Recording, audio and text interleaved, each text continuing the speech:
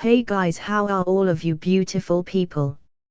Hope all of you are doing fine, and yes, this is a new series, Marvel Earth 999,000. An unknown entity waved the supposedly limb-looking arm, knocking unconscious a fated but unfateful person, sending him to an unknown space and time, dreaming about the thinnest and lacklustre red string. A man with a soul unique for himself, unknown if it's better or worse than everybody. Story unknown, or is it? So let's start without any delay. The fight didn't made it diffuse as my optic blast and Lila's speed, speeding up the time to solve the opponents since there is no more reinforcement. We go to another church and there is some victims still tied by a rope. The priest and other people who have clearly been influenced by Dark Dimension is needed to be killed, as they are no longer humans but monsters from Dark Dimension.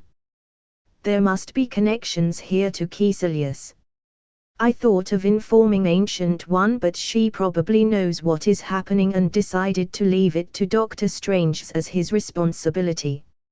On the third church tonight, from the information that we got from one of the less corrupted person, this is where those evil sorcerers is. Iron Fist go toe-to-toe with one, Luke Cage struggle fighting with one more as he only relies on his indestructible skin. While Jessica needed more skills than just punching and kicking. Daredevil is the most effective fighter, even though his looks the most normal, but his senses help him take the opponents off guard, but this guys won't defeat them with just a few wounds and broken bones. They need to be thoroughly annihilated to be considered defeating them. I and Lila nodded to each other to show them how it is done. These guys may walk and talk like humans, but their inside is already influenced and enslaved by Dormammu, so it still needed to be killed, and I don't mind annihilating them. Lila teleport everywhere and manipulated her weapons to destroy the enemies, and I also attacked together with my optic blast. With my countless experience, killing a humanoid creature no longer burdened me, as I use my optic vision like a laser to burn these guys like a madman. Bright light and golden beam keep flashing everywhere as all of the enemies are annihilated without survivors. The defenders look at us with dumbfounded looks, we enjoy their flabbergasted expression.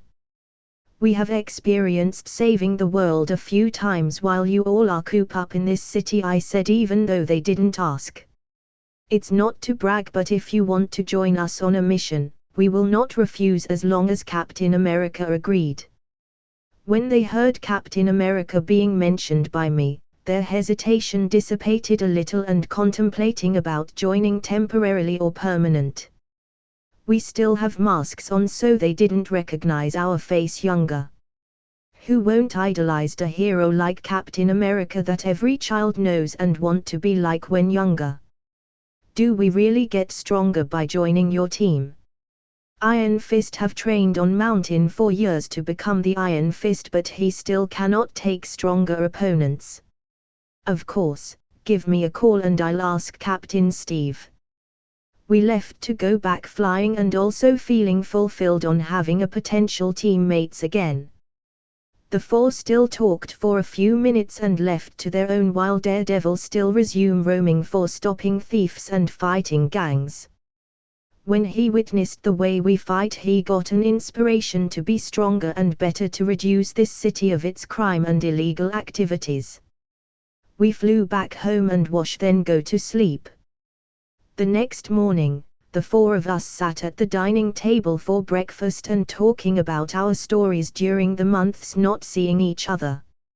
I spent time with Krista and knows she's already an intern on a hospital she's working for. I plan to build her a laboratory on the upper floor and small clinic on the lower floor. The laboratory is her personal use if she ever want to experiment on something. Her mother was once a scientist, so maybe she will get interested in studying more on human biology. If there is really a magic, I let her see us with our abilities, but abilities is different from magic or sorcery. Krista and Lila goes shopping while I follow behind them to pay for everything. Aunt Helen has an important things in work, so she's not with us, but maybe next day she will join the girls having fun. The time is well spent with two beautiful girls with me to join me wandering around as some onlookers take a photo of us thinking we are celebrities. It's probably the two attractive women. I may look handsome, but not the celebrity types who looks good in their professional smile in public. While I admit that I'm good looking, or probably because of my neat clothes that look low-key expensive.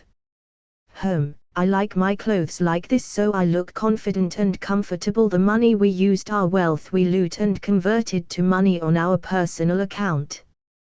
We got home and the renovated building look very modern and unique, as Tony is the epitome of aesthetic and modern design, so I really liked it. Krista chose the color of the building. The color is the same as the other building, but the architecture and design is according to Happy and Tony. Some room on the lower floor is rented by people who chose to stay and some new people who chose here, even if it's a little more expensive. Half of the building is personal use and the other half is rented. The rooftop and the side of the building has pools. We chose privacy and the rooftop it is. The two women in bikinis is testing my will time and again as they show all parts in front of me. When the night came, stars appeared and we relax on jacuzzi while eating dinner we ordered. The two women looked content as they lean on my shoulder and we just spent the time talking and relaxing. It's time to wash and back to our room. Krista chose this night with me and Lila is on next night. The night is filled with passion and smell of love as we let go and rely on instinct instead. I'm still surprised by Krista's stamina that she can keep up, but I didn't ask her and just let her tell me if she's ready or have answers. The next few days, Aunt Helen is already with us to have fun and shopping again. We go to the beach, hike a mountain and even watch theatrical performances from acting and singing. Ancient One contacted me that Wanda seems ready to go back in a few days. The next day was our time to meet Captain Steve and introduce the defenders. The four people chose to meet at the more secluded part of the city so no security cameras will have their records. When the team saw Captain America with Natasha and Sam, they exchanged their greetings and doesn't need me to introduce themselves as they already know each other's information. Captain and the others received the report from Natasha and they are also famous in the whole world as the Avengers. The four people directly agreed to Captain Steve's invitation and are ready to leave at any time. The four will meet later to take their baggage to them as they will deploy to any country to train and join taking missions. I on the other hand will stay a little longer to meet Ancient One as she has something to say to me. Lila chose to go with Captain and the others as she also need to be active on the job and not as lazy as I am. She loved her current life as it is fulfilling and exciting adventures she experienced during her times with us. The team left on the evening to directly go to Northern Europe to take the new members for a task suitable for them. It is dealing with enhanced people that turn to terrorize people with their power, thinking they are different and others should obey them for their uniqueness. This isn't the first time and certainly not the last something like this will happen, as we encountered people that has superiority complex due to their inflated ego by gaining superhuman abilities. Some people chose to be vigilante, but some are forced to choose taking things from other people without working hard. The convenience of being different than normal people can also be the reason their life will be unfortunate. Controlling these abilities is not as easy as it sounds like. Some people lost control and caused damage to the surroundings and their loved ones. Some get influenced and become tools for the use of other people. They are probably brainwashed like me and Jessica, I thought. Thankfully my brainwashing got cleared because of my overloaded state. My weaknesses is still clear and my advantage can't help me with beating cosmic creatures like Eternals. I know that if we're not ready, Thanos will succeed in snapping his finger and delete half of the living creatures in the universe. I get headache thinking how to stop Thanos from succeeding because Thanos is a mad titan who conquer planets and kill half of their populations. I'm afraid that even if we prevent Thanos from snapping his fingers, he will still have a few Infinity Stones with him. And he will choose to attack the people and kill half of the population by sending his space army. The more I think about it, the more I think maybe Thanos was right. Only by snapping his fingers and deleting half of the population and saved this world. I thought about it, choosing between erasing half of the population by snapping his fingers or getting into a war with Thanos, who have been a mad conqueror throughout the galaxy and risk killing more than half of the population, destruction of property and leaving the planet vulnerable from other space pirates. Without Asgard and Odin's protection and Ancient One leaving this dimension, the planet is no longer safe. Maybe the Eternals will interfere, but the Celestials will prevent them from interfering, like what happened when frost giants attacked Midgard and world wars happening that have potential to destroy the world by pushing a button to fire nuclear weapons. The only choice was going for his head or getting ready for the worst to happen and recover fast, like what Thanos is expecting to a world. What he wanted was to protect the universe and also offer the half of universe's population to Lady Death. What a simp. Protect the universe from resources depletion, just like what happened to his home planet. His intention was hopeful, but his approach is forceful. He can't be called Mad Titan if he's not. Asking for Eternals' help is not on the top of the list. No matter how ready the heroes is, Thanos with Infinity Gauntlet, even with only one stone, is a huge threat that nearly wiped the Asgardian with only 5 people attacking. The Power Stone is on Nova Corps, and the Reality Stone is on Collector. One is the police of the galaxy and the other was one of the oldest being in the universe, a Grandmaster. Both of that cannot stop Thanos' rampage and still lost the stones. I don't even know why do I have to be the one sent here. I'm not the hero type. I don't even care about most people. I don't even care if there is war. If millions of people die, I will get a little sad, but that's it. But I will choose to avenge those millions who died. A heroic figure doesn't fit me, as I am just who I am. My mind has been programmed to be selfish, greedy and lazy human. This is an incarnation of a real human. I don't want to be a god, but a human who is also not as weak as a normal human. Being sent here is not a mistake. Being here is not supposed to be doubted. I am who I am no matter which world. I am not a hero, nor a villain, but I am who I am and I will do what I want to do. Stopping Thanos is not my responsibility, but fighting Thanos until my last strength betrayed me. I will not have regret fighting, even though it will lead to failure. This universe has already created a different reality with my interference. I am not on anyone's protection, and this universe still has some powerful people hidden and waiting to be discovered. When I came back from my awareness, my mind woke up with Krista on my embrace while in front of the TV. My thoughts flew to the window and gaze at the stars far away. Thanos should already knows who are threatening to him in this planet, and he will take us on one by one. Hello Mr. Stark. I have a thought about Vision. I called Mr. Stark to inform him of what I think. Do you know that there is a way to get the Mind Stone from Vision's forehead? There is. Then why do you think it is a good idea to take the Mind Stone from Vision? He is the safest to hold the powerful Mind Stone. Tony is somewhat right.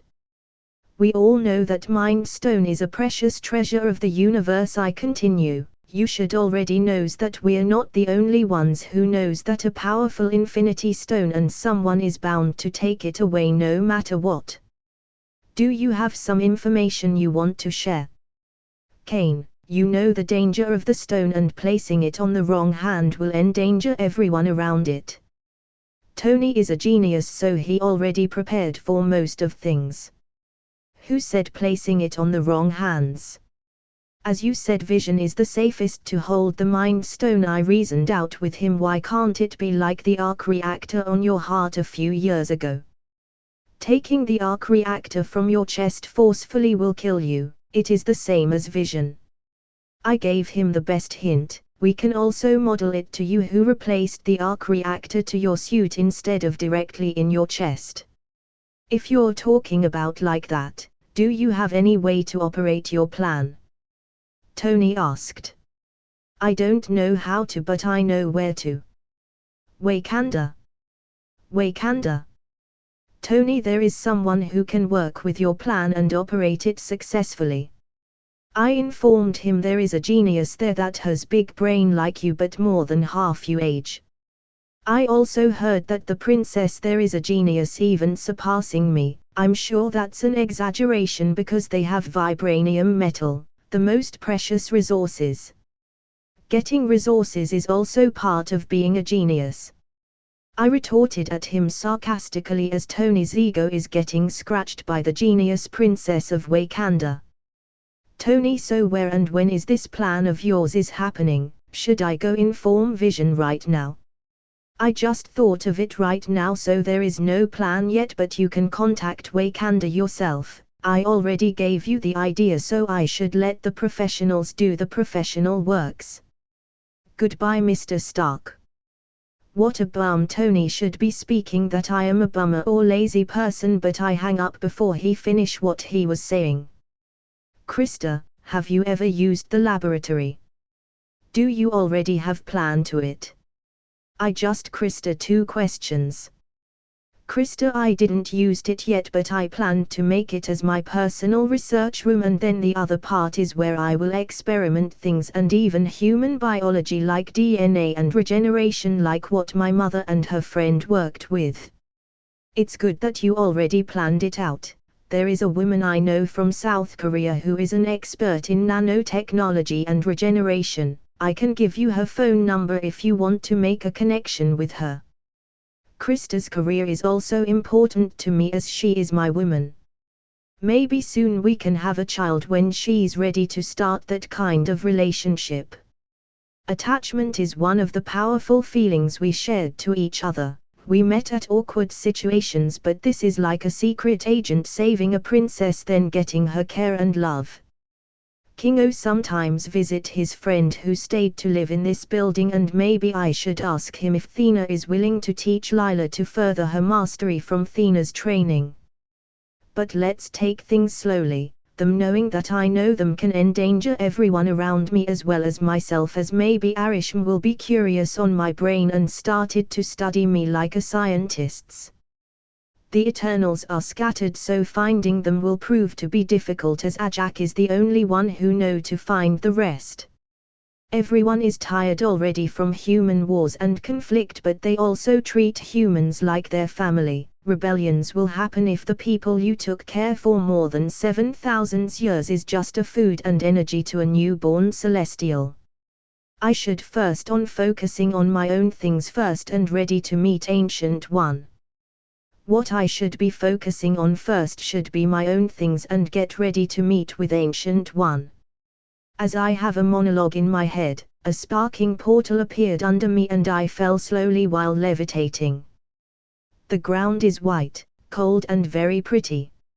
Ancient One brought me to this place on top of the Himalayas mountain to have a communication. Her time is coming, and Wanda almost learn everything she has to learn in order for her to master her magic. It will take time to be adept on sorcery. The crimson magic became her source of power, and her mind will grant her a brilliant detail on how to use it orthodoxy. Ancient One, I've seen many future, but your existence is an anomaly. The realities I've witnessed your life in live in a very different direction than what you chose. The eyes of Agamotto allows me to look in many different futures and reality, but your existence is different, as if you live different in a different time. Ancient One continued while I just listened. Some of you is a menacing man who live by the creed of a conqueror with people who follows you that believes that your idea and purpose will be what the world's needed. She paused for a moment and looked at the sun. While one reality, you just bathe in the sun for hundreds of years and became your own sun yourself. I don't know if it is possible for you to that right now, but that state has made you compete with other rulers of different dimensions. Did some of the reality you saw have something more normal like living as a mortal? I got curious on what will happen if I'm just a normal person, as I believe that with sun's nourishment I can delay my aging. Yes, there are, but the you from that reality work hard to acquire different abilities like super soldier serum, changing DNA due to cosmic mutation, and even turning yourself into a gamma warrior. Every reality I've seen, you can always have a way to do different thing, but you never tried becoming a greedy person. Why is that?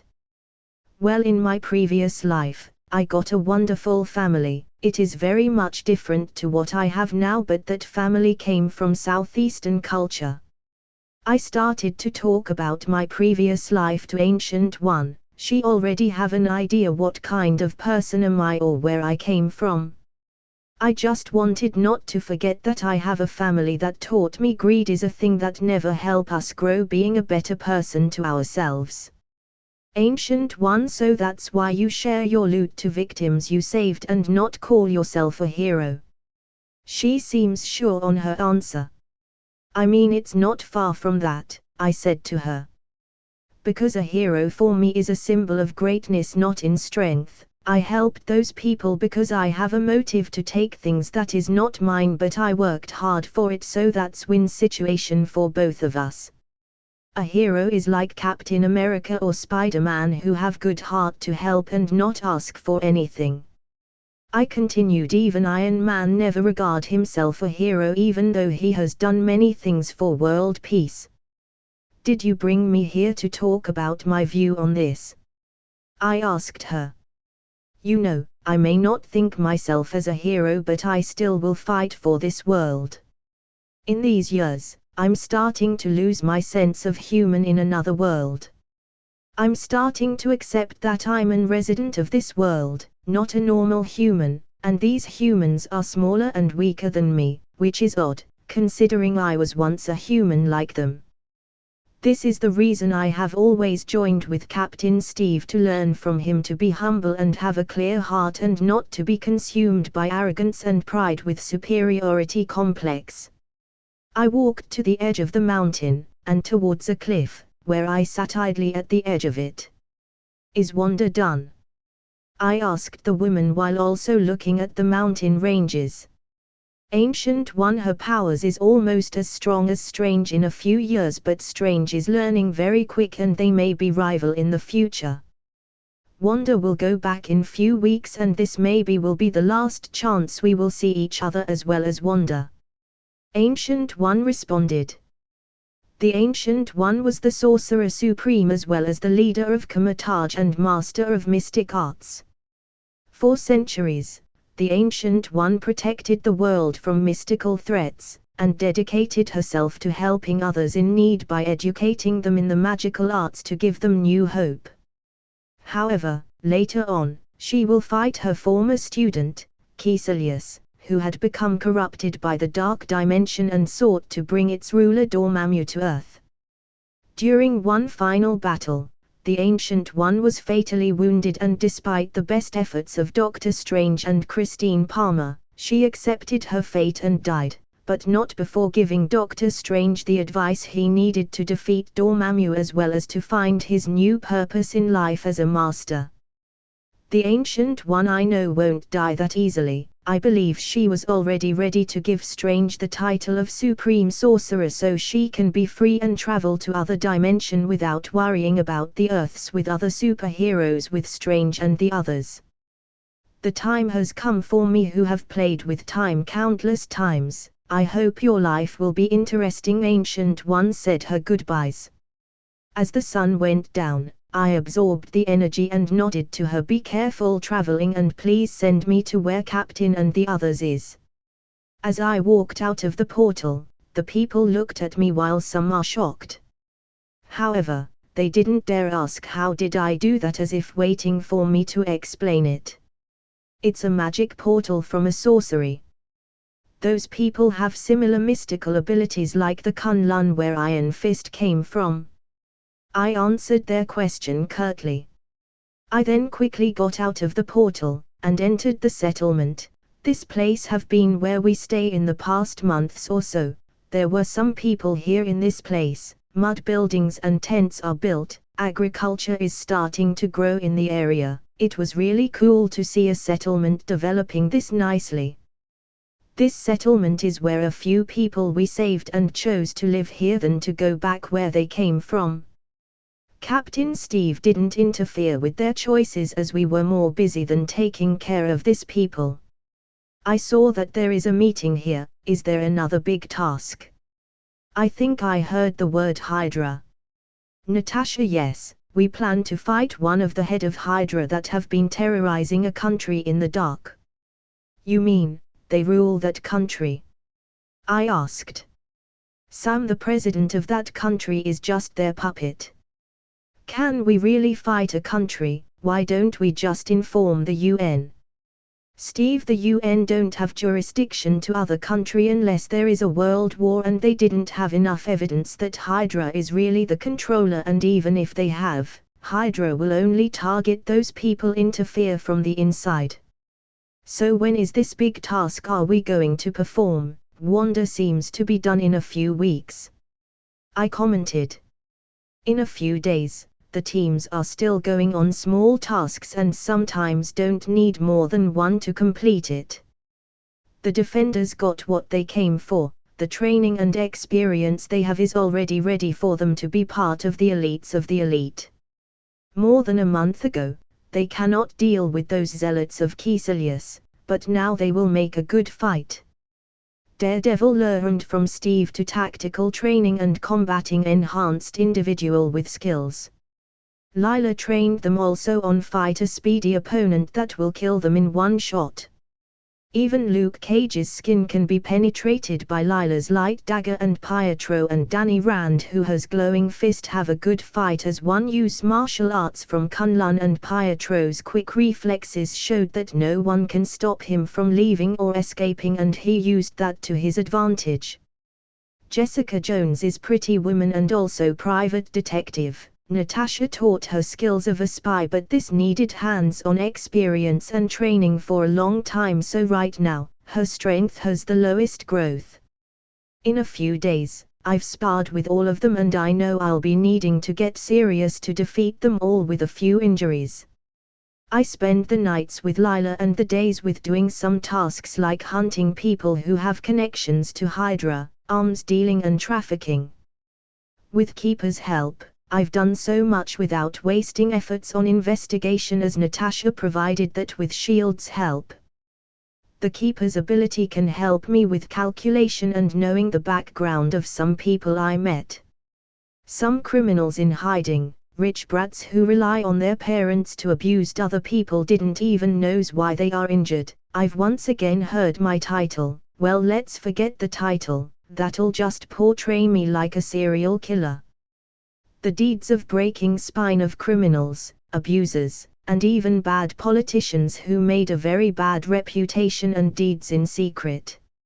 They are victims of spine injury that will require them to stay in the hospital for several months to a couple of years. I've once followed a man who have suspicion of being a serial killer by some neighbors. I got time for that. I witnessed the crazy mind of a serial killer who don't care about human life, as if they only sees it as an insect. Every time he's about to succeed, I will let him know that there are someone coming, so he had to hide and escape before being found out. He did that for a week and he's getting irritated by not killing a life like an OCD, so on the last night, it's getting boring, so this is the last time I hid myself. When he's about to succeed again, I revealed myself to him and beat him up so bad that all his teeth fall off, his bones broken, but I left him alive but cripple. That will be his retribution by not having any regards for life and his hobby of choosing to target the weak. He will be bedridden but not in jail, so that he will always witness others being free to do what they do with their bodies while his bones broken without a chance to be healed. I came back to the settlement as they contacted me that Wanda will stay to Comatage for a couple of months to solve their problem there. The D-Day will be today. We will first fight the guards, then infiltrate inside to take down everyone related to Hydra. There are underground laboratory inside that base, so be prepared for anything similar to biological weapons, Natasha reminded. We need this to be quick and concealed so it won't be exposed to the public while we are in the middle of performing the mission. Captain Steve, the main goal is to take down the guards, clear all the documents and experiments on the laboratory and the brain of this country. The first suspect is Daniel Whitehall. He is known to be from the German in World War II, but he escaped and got a new identity. He used his influence in Hydra to hunt Inhumans, Captain said. Natasha continued his statement. The reason he looks young was because he captured an Inhuman and experimented on her and take her DNA from bone to blood to bone marrow. Lila, are there more Inhumans inside their laboratory? Even though she's Inhuman also, but she also knows that she can't help all those who have been captured, but now there is a chance that she will meet a kind like her. They probably brainwashed some of them to be their tools and they will defend that base. Some Inhumans hunt other Inhumans, classic tactics. I reminded them that some enhanced individuals will be our opponents and not just some normal people with hot weapons. The Quinjet is still on stealth mode, so there is no alert from the other side. We jump down from Quinjet and it begins autopilot to leave this place. Pietro and Lila with Matt will survey the ground first. Sam the Falcon will survey from low altitude from the sky, and I will be the surveillance from the sky and report everything I see. The mission started and we moved fast. With Captain Steve's leadership, the team moved to fight on their own while communicating on a earpiece. I warned them of the patrols and guard from high up, and Falcon and the others clear the coast outside. We might get noticed in dozen of minutes, so infiltration on the monitoring room needed to be fast.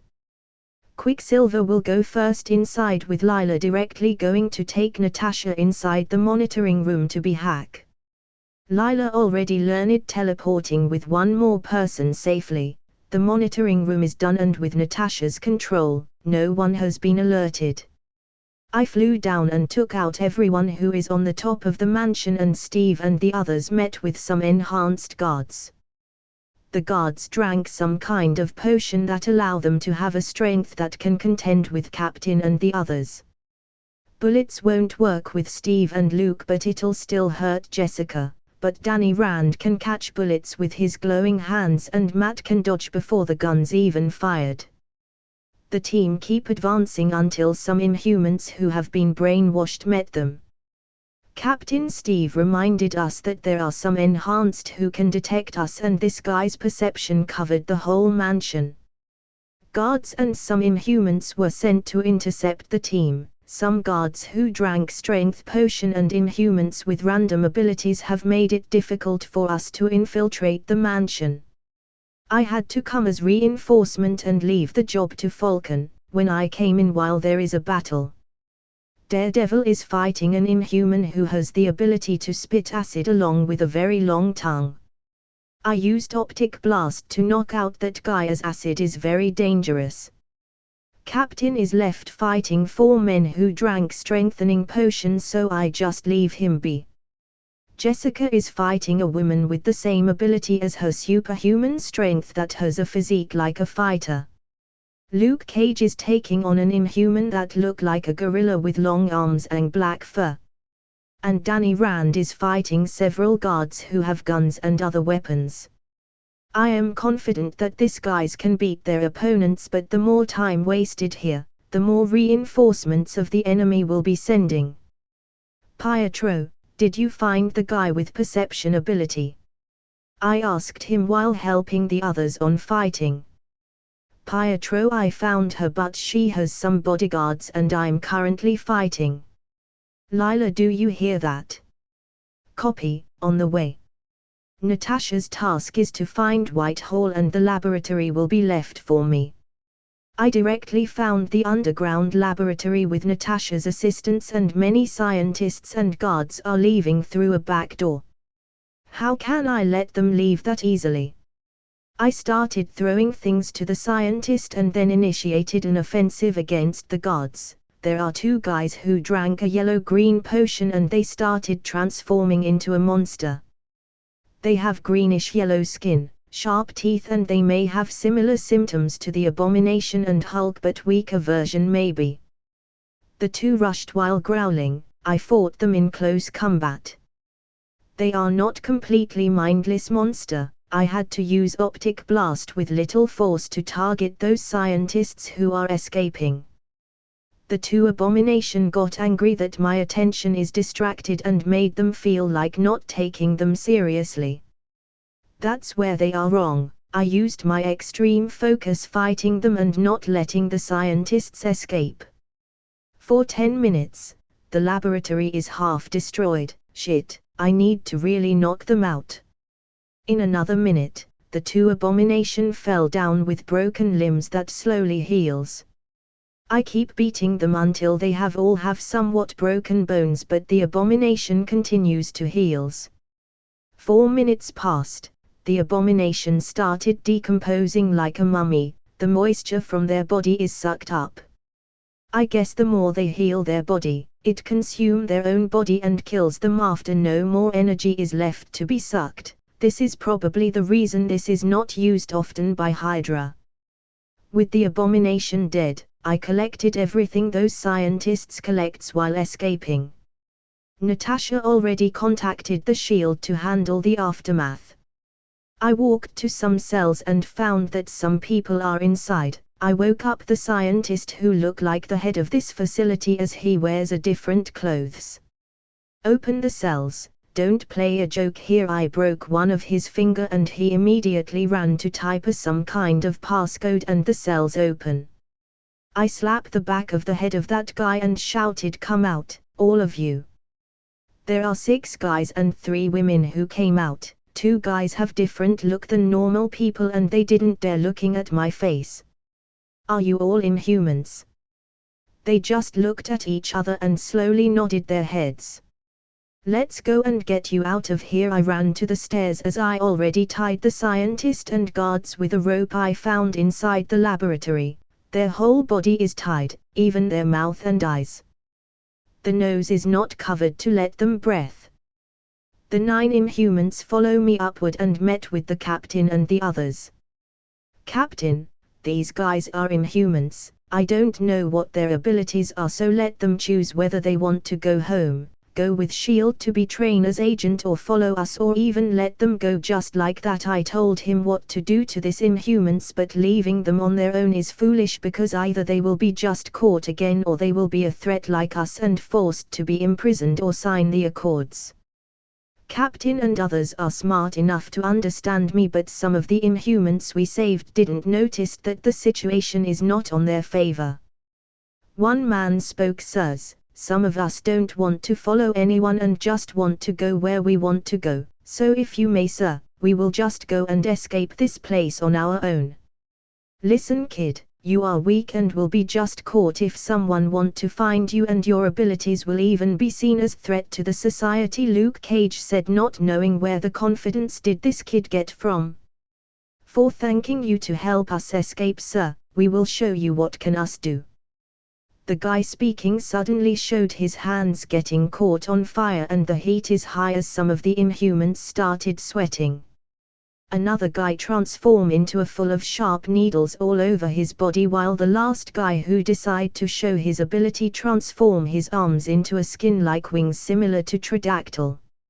"Like we told you, you are weak and will be just get caught again. Even if you have individual ability, no one can protect you from the law, the government.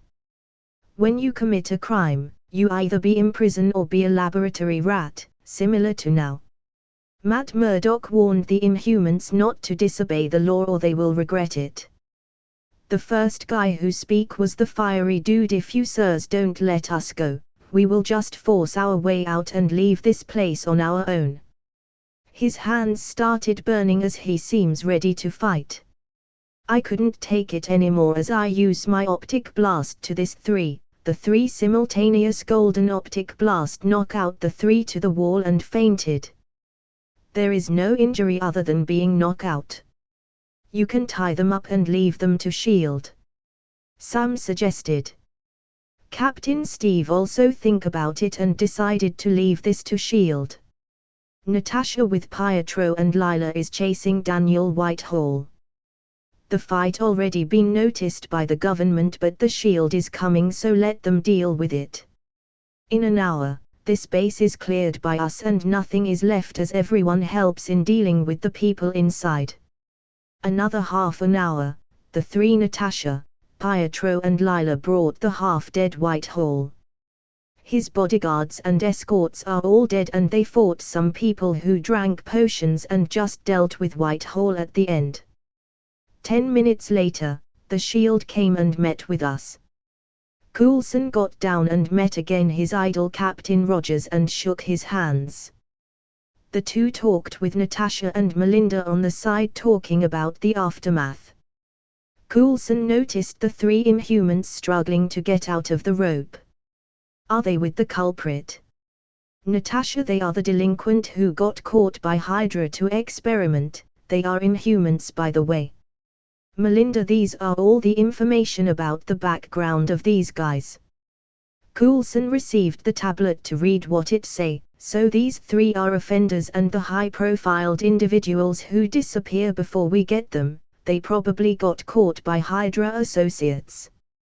Are we going to take all these people or Coulson didn't finish yet and Steve said the remaining 9 will choose what they want to do and who they follow, even the shield will not force them. They walked to the Inhuman group and asks, there are 3 choices you can make. While it may not be the best treatment, but it is better than what you get to experience here. Choose to go with the shield. They will investigate all your information and if you are proven that you don't have criminal act, then they will protect as long as you follow them and sign the accords.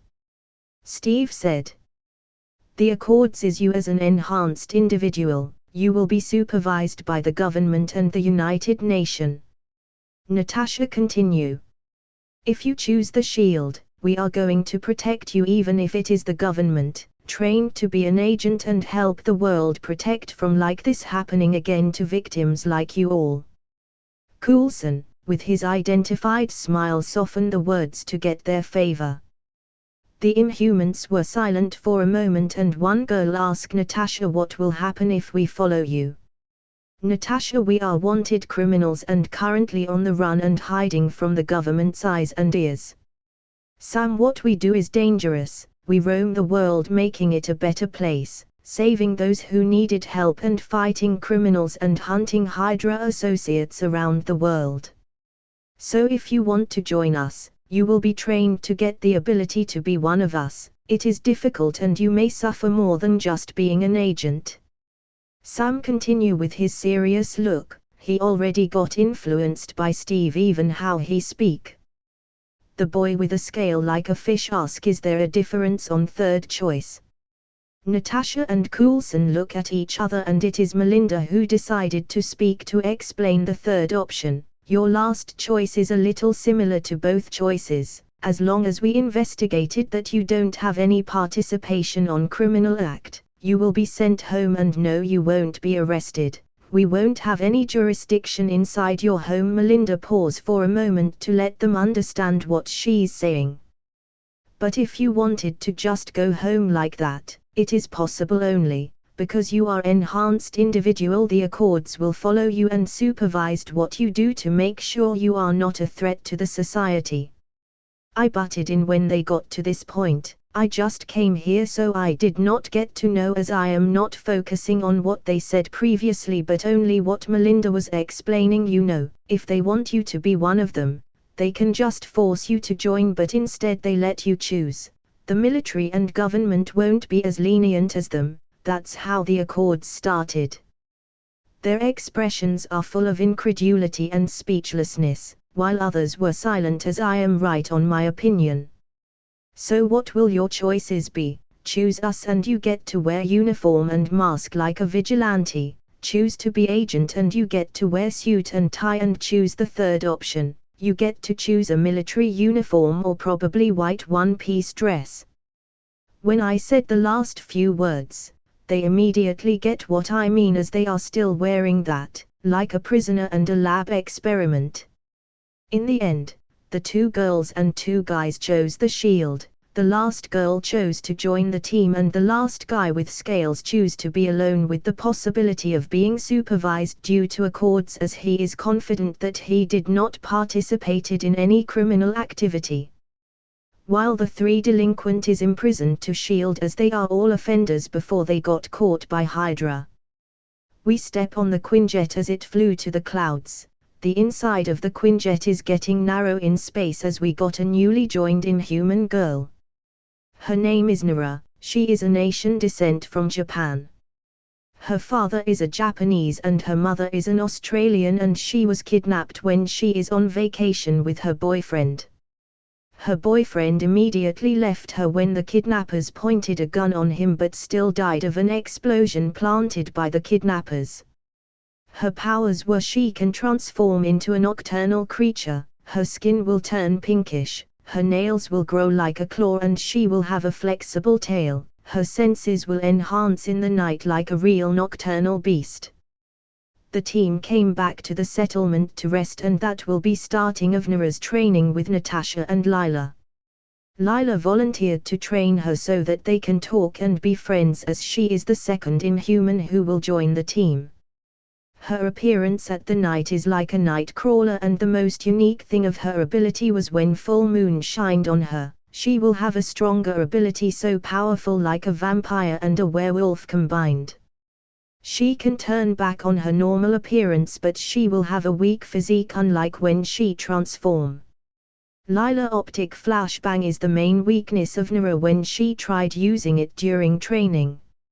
She got blinded 2 times because of she got caught unguarded. The 2 run on the morning, exercise all day, and the night will be battle.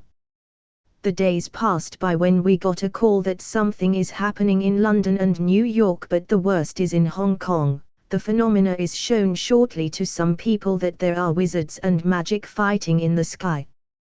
There were lights and crimson magic in the sky. Clouds are forming and scattering during this short moment. Only short clips are uploaded to the internet, as those with longer videos are being deleted by the government and S.H.I.E.L.D. Vision immediately responded to London as he thought that Wanda might be there, but he's too late as the fight changed location to some deserted places. The New York is much more quiet than London, but there are still something that the netizens noticed that is similar to what happened to London. There must be Doctor Strange fighting Caecilius and his zealots, but got to immediately take the fight inside the mirror dimension. The fight in London indicate that Doctor Strange is injured and being treated in hospital, while Wanda took over and fight in London but changed the places and continued the fight in other location. The team immediately flew to Hong Kong to respond to what is happening there. The Quinjet go on full throttle as we waited for quarter of an hour to reach Hong Kong from the settlement. What we see was darkness looming Hong Kong, and some of Caecilius' zealots are enchanting a dark sorcery to call upon Dormammu. Their plan was to take Dormammu to the Earth and engulf Earth to the dark dimension as its energy to empower Dormammu to eat more planets and magic from the universe. Every god in each dimension needed magical source as their nutrients, and by taking others, they will have both the nutrients and less competitors. When we got down, the zealots noticed us but continued to enchant. I used my optic blast on them, but there were a shield blocking my offense. Lila used her light magic to throw a javelin, and one man who have dark eyeshadow got hit in the chest. The guy looked shocked being pierced by the light javelin. He pulled it out and the dark dimension magic is healing him, but the light magic confronted it and prevents the guy from being fully healed.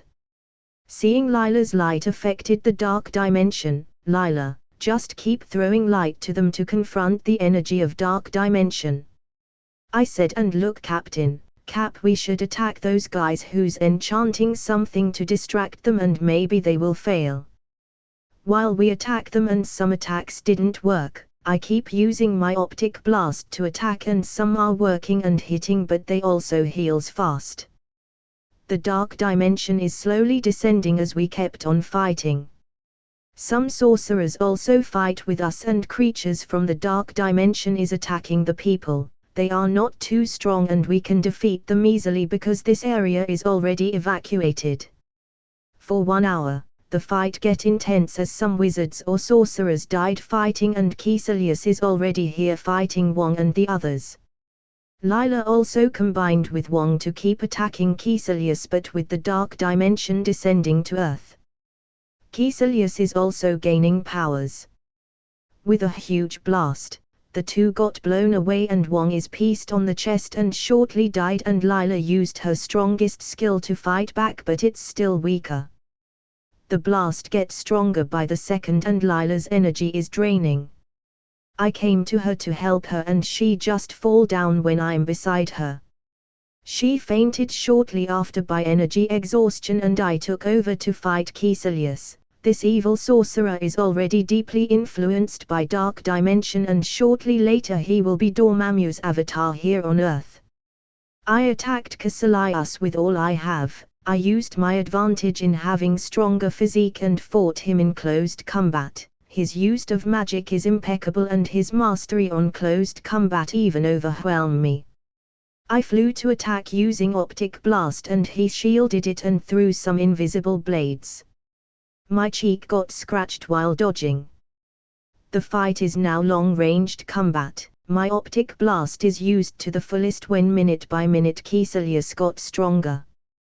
The fight begins to overwhelming and Caecilius started attacking me in closed combat with his invisible blades. My clothes got tears everywhere and Caecilius took my kick when I took his weakness in not having a shield on his weak point, the back of the head. I followed him to the ground and the ground explodes when I didn't see any of his silhouette. The fight is very dangerous as he can see me and I can't see him. He still has the sling ring so I get vigilant in case he wants to trap me there. Caecilius created a portal on the sky and used his strongest mystic art with the help of the energy from dark dimension. The magic overwhelmed me completely and I couldn't move on the ground as I used my hands upward as shield. I wanted to fly but biological physique cannot resist the pull of gravity and Caecilius force from the sky. His energy keep getting stronger and Dormammu will descend using Caecilius' body as an avatar. I decided to use my all energy that is temporarily stored inside me. The golden aura around me is abundant of solar energy that releasing and absorbing in my body. The overload state. This time is different as this is not the first time I use this during my few years of training and practicing. This overloaded state is only one step into the line so my mind is very much clear and I am still the one in control. I coated my arms with solar energy from me and take stance then used all my body movement and serious punch. One punch and Caecilius attack is challenged, I got to another stance and serious punch again. The attack created an energy blast that affected around us.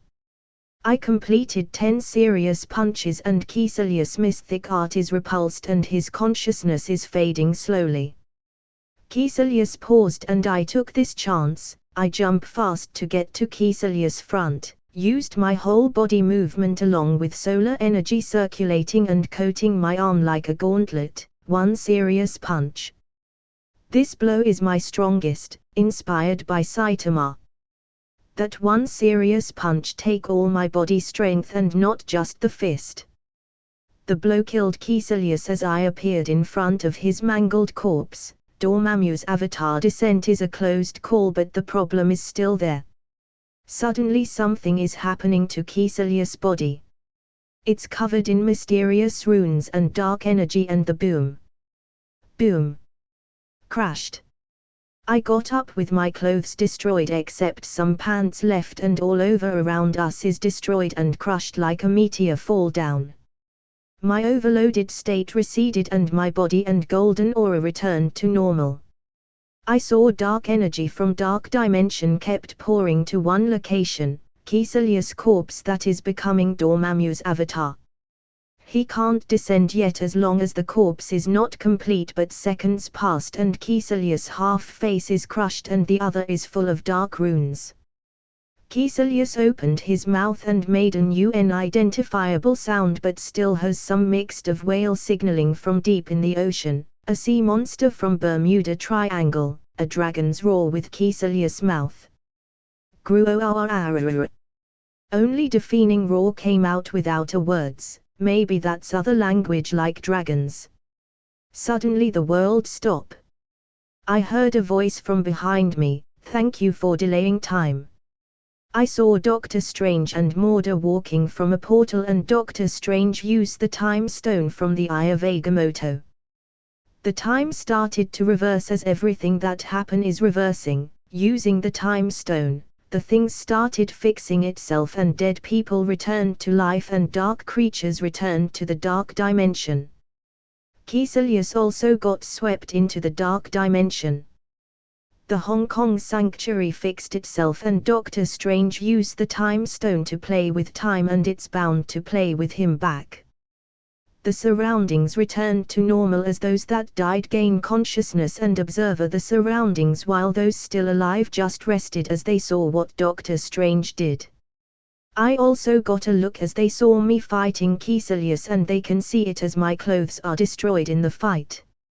Someone put a robe on my shoulder and I look behind and saw Wanda smiling beautifully while wrapping me in a robe she got. Doctor Strange flew to a crack to go to Dormammu and will die a million times just to bargain. Wanda still cannot fight Dormammu's dark magic with her crimson magic. Especially since Dormammu stayed in his own court, as the ruler of Dark Dimension. The team came one by one and some of them died but got revived by the Time Stone with Doctor Strange. They thought that is their end, but I am not too worried as I know this will happen. Doctor Strange may spend countless years in the Dark Dimension but only a fraction of time happened here and Doctor Strange came back. He should be physically and mentally exhausted. Morda already left as his disappointments to his teacher and mystic brother. Keselius used dark magic from Dark Dimension. His belief in eldritch magic and is very strict to Kamataj's rule is ingrained to his bones, that's why he will leave to pursue what he wants to do and he believes only in himself. The team got on the Quinjet and started talking what happened. Those who saw the whole thing told everything and it became so noisy that everyone is chatting like the world didn't experience anything that almost destroyed the whole world. This light-hearted talk is better as it signifies the victory is on the side of the heroes again. My amazing showdown with Keselius also showed that I am a powerful variant of Super Soldier. My way of fighting showed the arrogance of my punches, especially the last one, as there is nothing conservative in punching someone with full strength of the body. The posture revealed the heroic stance as I punch Keselius down while standing in the air with smoking arm and ample golden aura around me. The alive ones saw it as they thought the fight was over when the deafening roar or growl or shout alerted them and they witnessed how someone reversed the time. Many things happened in today's mission and everyone saw that this world is very different on normal people's view and how they previously approached things. What happened is mind-shaking, mind-blowing and perspective-changing, with mystical abilities that they know of as only myth and legends happen to be secretly protecting the world from mystical creatures and creatures from other dimensions. Wanda joined us again after she left for several months on training with Ancient One. She said her goodbyes to Ancient One as she is considered her student, as she also student of Kamataj, so she will help every time Kamataj needed her help. The team reached the settlement and the defenders only have one more month before they come back to New York and continue their vigilante work there. This whole month, they will spend on doing tasks that will happen to be more exciting than the past, as they learned many things and their strength is enough to be part of the Avengers. The team has rested enough with one day and immediately go to next task. As a farewell to the defenders, Natasha choose many difficult tasks and we spent time to get together in the mansion of the owner we targeted. For a week, the team never came back to settlement but roamed the continent of Asia to deal with smuggling, trafficking, arms dealing, underground factory and even drug cartel in the middle of the jungle. On the last week, another Hydra based is on our radar. The head of this based is manufacturing a weapons that mimic the Iron Man suit. They got the manufacturing drawing of War Machine suit, so they are mimicking it as more on exoskeleton suit, as the mini arc reactor is not enough to power the whole suit when they tried to copy Iron Man suit. Tony's arc reactor is different as it used a new element and more powerful and clean energy for all of his suit. Others cannot make an arc reactor that can power a suit of armor, so they just stay to manufacture a cheaper exoskeleton for many troops. The technology was combined with Shitori technology from space pirates that once attacked New York. The team got ready to raid this facility and Quicksilver and Lila will go inside with Natasha to infiltrate and we will go in frontal attack to distract the guards. No reinforcements will come except for S.H.I.E.L.D. dealing with the aftermath.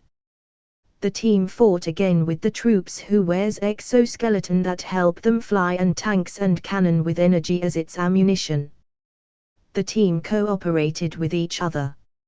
Luke Cage is our tank as his skin can even defend tanks and cannon, but there is no way he can continue doing that. Jessica and Danny with Nara attacked the back of the troops while me and Falcon is dealing with helicopters and snipers simultaneously. The battle continues while enhanced soldiers with more advanced exoskeleton fought us frontally. This people doesn't have a normal thinking as they don't defend but just keep attacking. Clank clank peng peng. They have metal clanking every time they got hit. These people are amputated soldiers who volunteered to have a stronger prosthetic, but what they got instead is brainwashing and turned into a cyborgs. The fight is a little difficult because the cyborgs don't feel pain and the fight with the cyborgs supported by tanks and cannon along with other soldiers with exoskeleton armor. Cap, on your left. Sam has been saying this to Captain Steve since they both know each other and often said in missions. Sam always has Steve's back as his right-hand man. The Falcon swooped down fighting with his wings expertly and then fly again. Swooping down from time to time and flying again to deal with those on towers. Sam incorporate the way a bird of prey on how they really fight in the sky and hunt from the ground. He sometimes use guns and not just his wings. With his support, the team's offensive got better and I am also on the back door assisting Jessica and Danny and also Nara with their battles. Natasha found the main facility and hacked everything there before the scientists delete everything because of their attack, and that's how they use that tactic to not let anyone reap what they sow. Quicksilver rescued the people from cells underground and sweep the guards with his speed. Wanda has been waiting on the way to outside where the people escaping might go. Lila will chase the escapees and force them to where Wanda is. The team is almost done and S.H.I.E.L.D. has already been contacted to deal with the aftermath later. There is no bombs for self-destruction as they didn't think like Red Skull who will destroy thing he can't get so that others will also not have it or anything. S.H.I.E.L.D. just landed when the last cyborg fell down from have his prosthetic short-circuited. There is no enhanced individual or inhumans here to wreck it, so we left directly to provide the defenders a formal farewell to their settlement and bring them to the last journey to New York. We had a party all night with the people on the settlement and have fun drinking even though some of us can't be drunk. The next day, we go to New York and the defenders got down from a suburb. I also ask for vacation with Lila. The twins chose not to have a vacation yet. Pietro's girlfriend is also visiting the settlement sometime and Wanda already met her. The four called their rides to go back to their home and we just enjoy walking. The sun is directly above us, but we just kept walking as the ground on the park is filled with some people having a picnic or just spending time with the nature. This is the most nature from a city like New York. The parks have vagabond or homeless during the night, and since it is still daytime, the people still enjoys that no people are much of a bother. No aliens invasion, no terrorist, no shootout of gangs and no police brutality. The peaceful park is a heaven to some people and it brought a relaxing environment to people stressed from the life in the city and the trouble of their working environment. Toxic environment is not good, especially in the place you're working for. With Captain Steve as the leader and the soul of the team, no toxic people bloomed. We all learned from him. The humbleness and did not chose the life of a celebrity but chose to fought on the war. That's why many people look up to him. The strong justice that helped the world become a better place, fighting for what he thinks is right even if the whole government thinks he is dangerous criminal. Now that we're on the surveillance of the UN because our numbers keep growing with new recruits and our influence on the other country. The dangers of our team because we have free choices and we're hiding in the dark without to supervised us. No other team can defeat us except they call again to Avengers to deal with us. Our team is the strongest that even the UN will feel our strength and threat. The UN tried contacting Tony Stark through Secretary Ross, but Tony being Tony, he doesn't listen to anyone, especially dealing with his friends. Tony let us continue working in the dark as this is our choices and refused to sign the accords. Being limited and supervised our freedom is the same as treating as their tools. A month later. It is already a month ago since the defenders left the team and pursue their responsibilities in their own city. Wanda is with us this month along with Pietro and his girlfriend. We found out that his girlfriend is also an Inhuman and she had a sister and brother-in-law that lead a kingdom of Inhumans outside this planet. Their people chose not to be part of human conflict, so they stayed in a place called Atalan on the other side of the moon. Crystal possesses the ability to mentally manipulate the four classical elements, fire, water, earth, and air.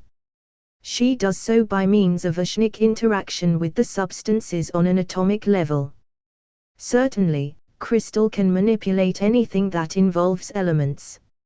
Like any other Inhuman, her ability also gave her disadvantages or weakness. Crystal can sustain a certain elemental phenomenon for approximately 1 hour before her mind begins to tire. She can also create any number of effects in succession for about 4 to 5 minutes before mental fatigue impairs her performance. Crystal didn't choose to stay at Atalan but work here on Earth disguised as human. Her mental ability helped her reach her to her point now, which was until she met Pietro. Crystal still chose her current job and didn't think superheroing now as Crystal is satisfied in her current life. The team involves in participating in a few raids that involves corrupt politicians, and even one UN official is caught using his position to abuse his powers. The UN official supported corporations that have a serious allegations of fraud, corruption and violations of human rights. Our team responded to take down the official, even making it public and getting the UN's pursuit. The UN lost face with one of the official caught abusing his powers is publicly known for being a violator of human rights while their organization fought for the same human rights they proclaimed. The arrest didn't happen until we caught the official and took him to the law enforcement and have many evidence against him. All his powers are revoked, assets are confiscated and even his company is bankrupt overnight. The UN began their pursuit to us like madmen as they feel the threat of maybe they are the next. This dirty politicians all have a skeleton on their closets and no one want it to be hang like a dirty laundry. They sent their experts to track us but didn't get any clue of where our hideout. The chase came to one of the country where we last for a couple of days to complete a task. Wanda's power is very suitable to mass destruction or attack on environment that a few of us is capable. The task she usually gets is on a deserted location. Her skills and experience allowed her to take on the mission alone. In fact, most of us can already take missions alone except Fauna, who's still with Captain Steve and the others to learn and experience more on teamwork as well as Steve's empathy. Pietro is on African continent, dealing with pirates and illegal arms dealing that got out of Wakanda's large net. A few African people chose to remain their current life, to be an outlaw and recruit from people on poverty. Pietro didn't just do the task alone, he has the Wakanda's support as well as his girlfriend Crystal with him to provide victims who have been abused or kidnapped by the pirates to provide nursing and comfort. Pietro never pull his punches to this dirty pirates and outlaw and only few is remained to be arrested. His speed allowed him to run on water and chased boats and ships like a silver vapor.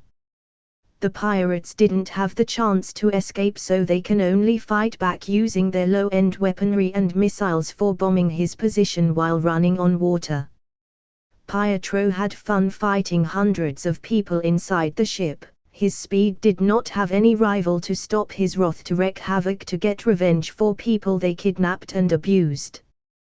The fight continued for a whole week just clearing one part of the African coastal marine area. African continent started to mine their resources for the benefits of African people and country. Without foreign interference like France, British, and other European country to their land, even American government are forced to retrieve their troops as Wakanda solely rely on its power to bounce this country and supported several country to work for the African continent and fight the exploitations.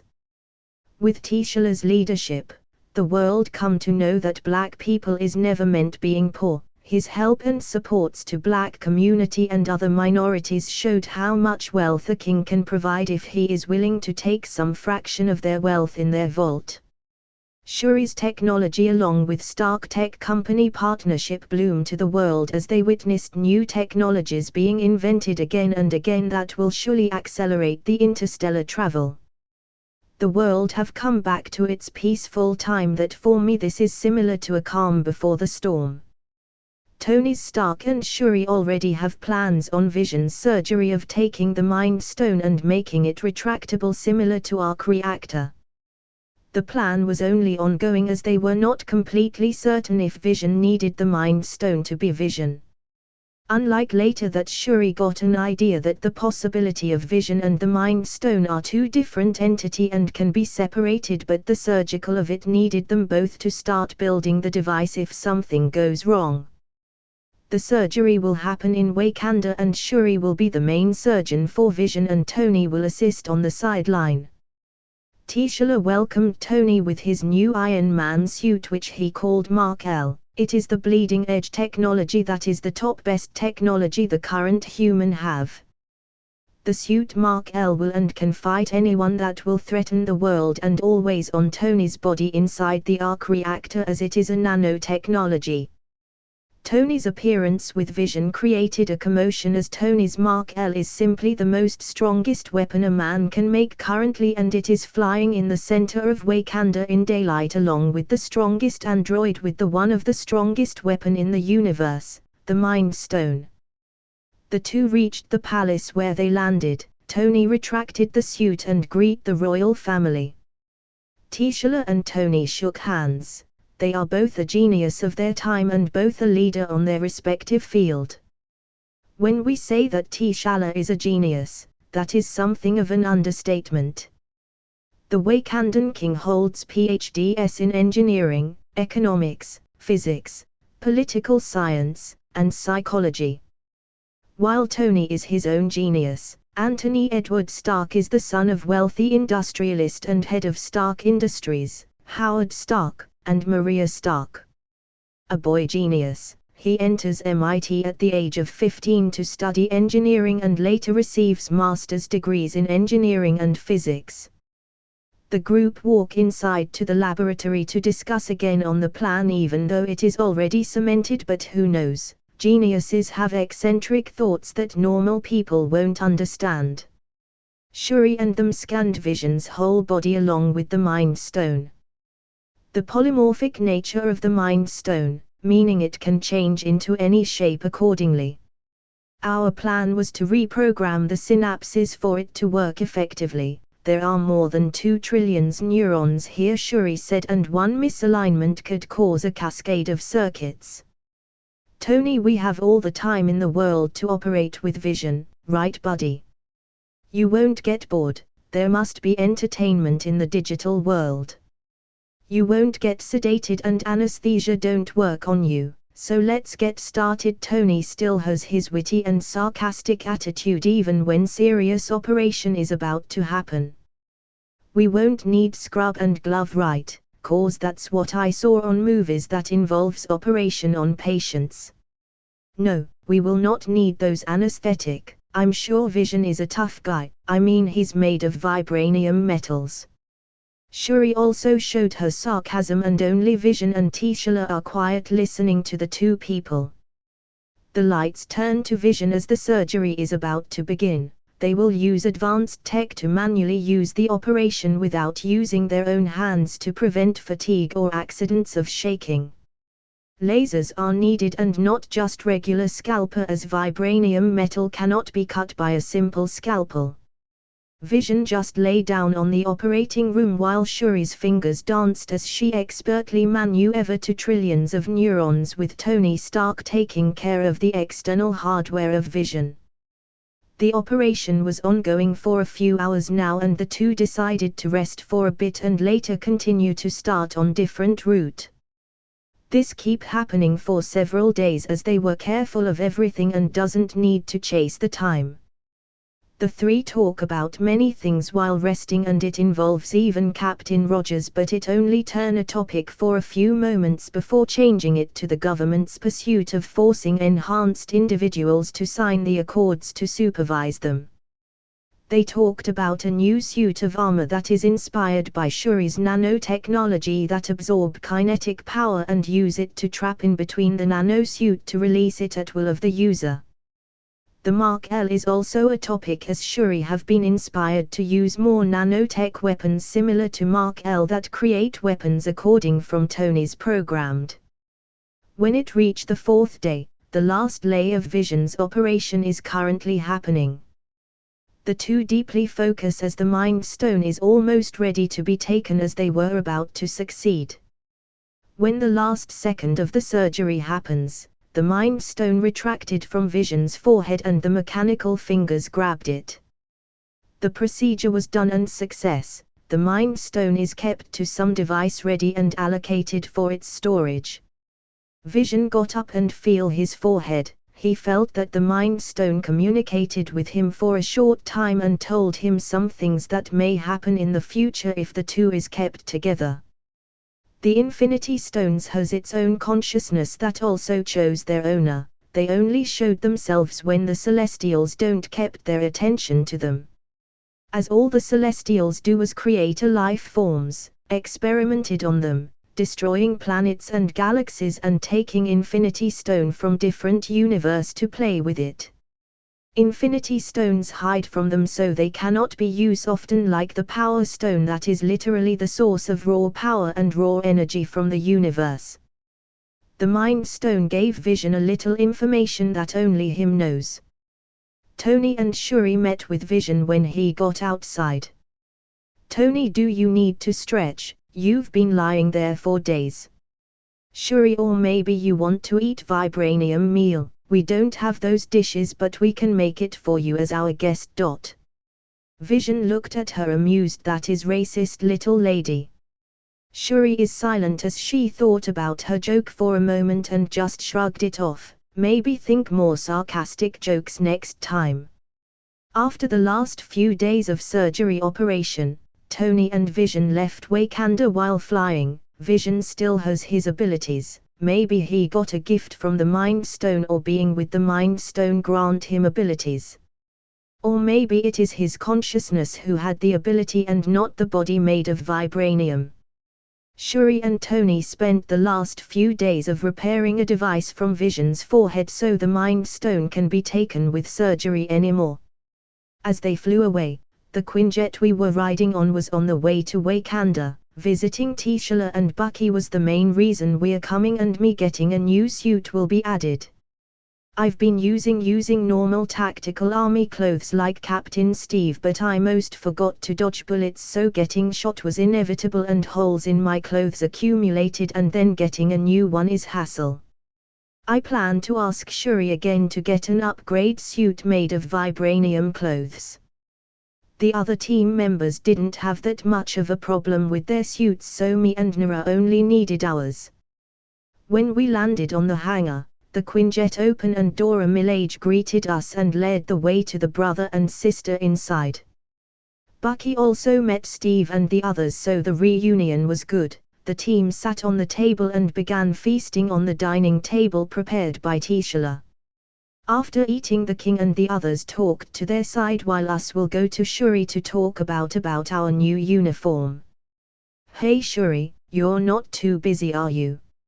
I still started slow. I'm not that shameless, to be direct. I'll introduce you to our new member, Nara. She's an inhuman and her ability is similar to shapeshifters. Hello, I'm Shuri. I already knows what you're here for. Do you have any ideas for the design, or let me think about it? With Shuri's mind and attitude, I'm not surprised she also has high EQ, beside having an IQ higher than 99% of the people on this planet. I have an idea on mine. Here is it. I've drawn the uniform and you can add something you think is okay. I'm not extravagant, so a simple design will be for me. How about you, Nara? I asked Nara and she replied, I'll show you my abilities and you can decide to anything you think is suitable for me, Nara said, and proceed to show and tell her abilities. Nara shape-shifted into some kind of creature that has pinkish skin, long tail, fangs and retractable claws as well. Her pupils change into a slit.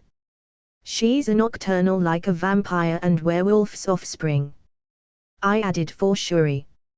My uniform's design is similar to what I can remember from Eternals in the past. Mine has a little similarities to Akri's uniform, but change of color to black with golden line and runes all over. My new design mask that only covered half my lower face. The design will supposedly allows me to travel in the space for not a long time. My physique is getting stronger every time I used my solar energy, and the uniform will also help me stay on space. I hope it will have a repairable tech like a nanotech.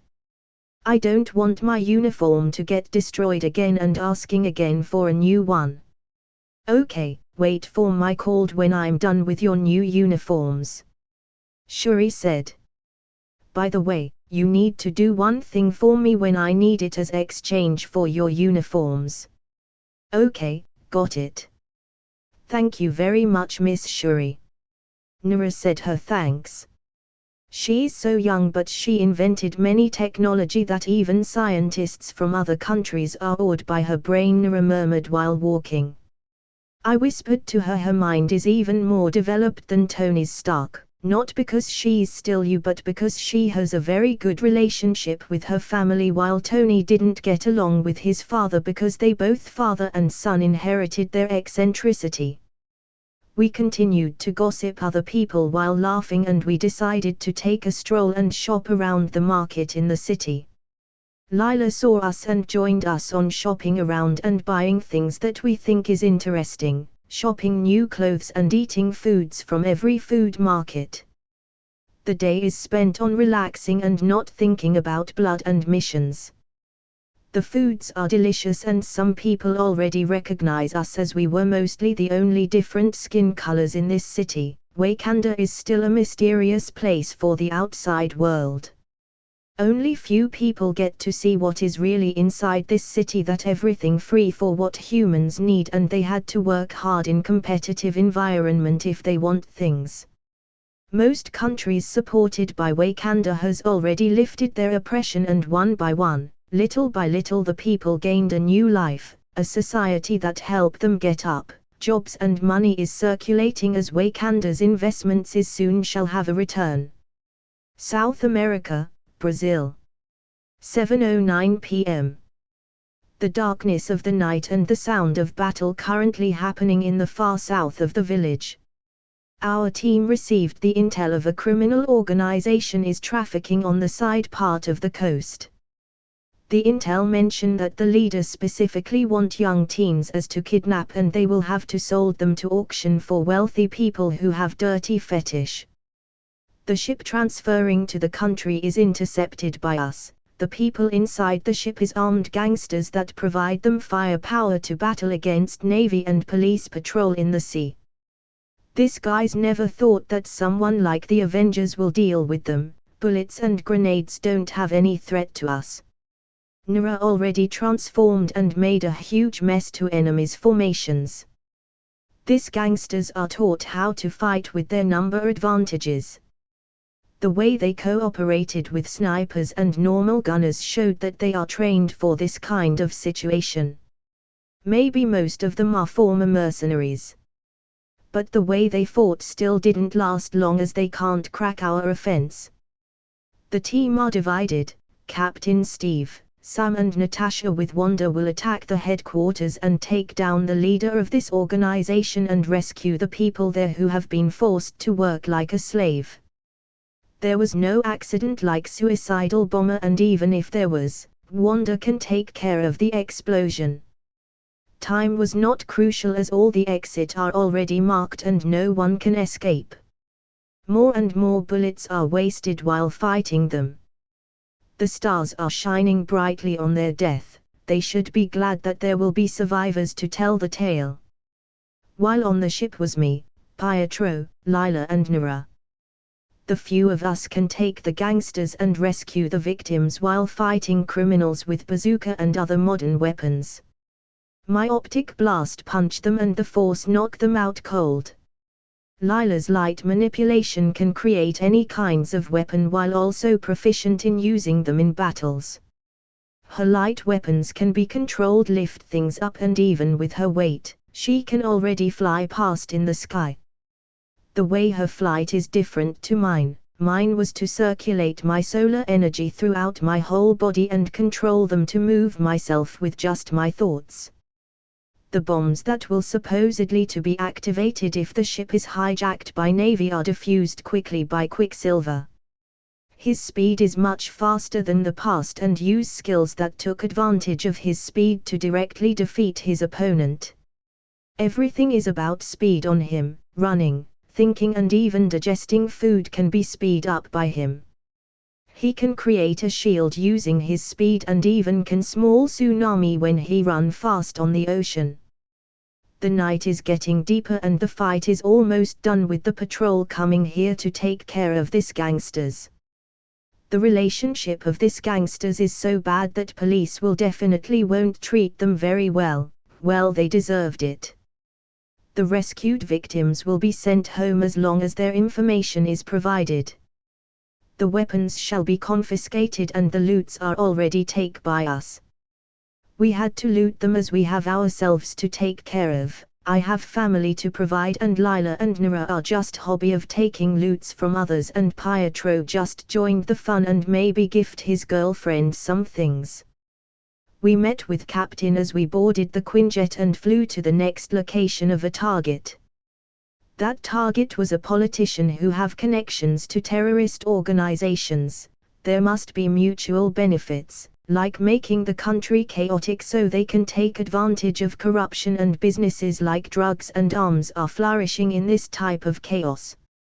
Making a city a breeding ground of terrorists that supposedly started as revolutionary to throw the monarchy of corruption. These chaos have been a playing field of smart politicians who take money and resources from the people and live to other country. This is my favorite target as I take double the effort to take this task. This dirty politicians will be hospitalized and not dead. I take pleasure of their suffering of being bedridden all their lives. The mansion is armed like a private army. There must be a checkpoint before someone get in, but our raid is frontal assault without anyone hiding in the dark. I take the first charge, busted the gates and began taking the guards all at once. The enhanced individual attacked his mansion, making the man who owns it shivering while trying to escape. I am also a little careful as my clothes is not immune to bullets and explosion. We busted the mansion's door and started to take out guards one by one. Wanda is on the outside to back door with Lila and Nora. The politicians is left comatose by what I've done. His guards are also similar to his situation as I know that they are accomplices to what this guy's was doing to his country. The battle still continues as they called for backup to the nearest military that they are being attacked by enhanced individuals. We were already famous vigilantes that roam the world making and leaving chaos everywhere we step foot on. The governments emphasized our threats to the people, but Stark and Vision along with T'Challa kept getting involved, so the UN has to take a step back and retrieve their proclamation to the world.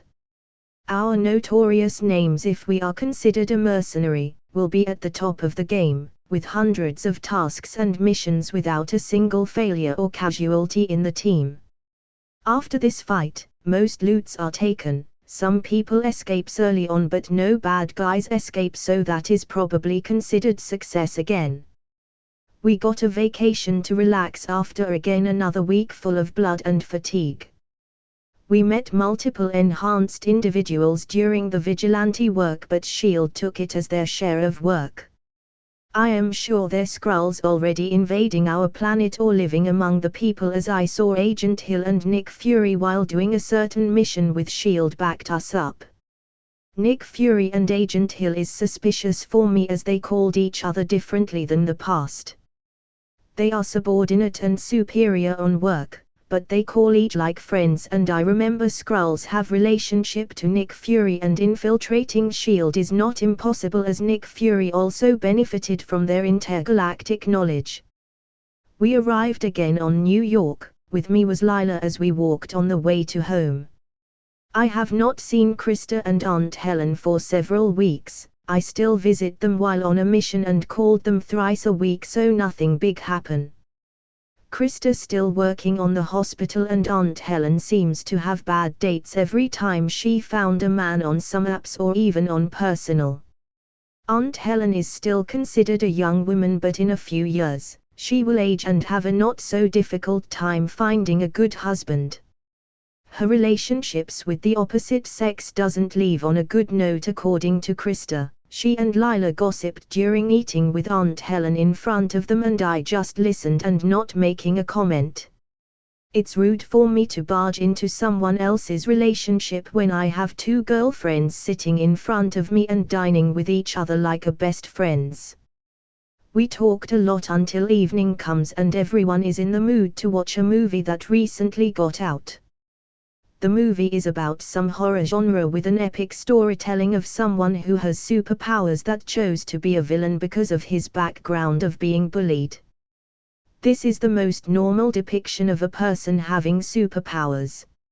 An alien kid from other planet got an abilities just by bathing in the Earth's atmosphere. The boy is introvert and always get bullied in the school, but when his powers awakened, he got his revenge and even involved other people.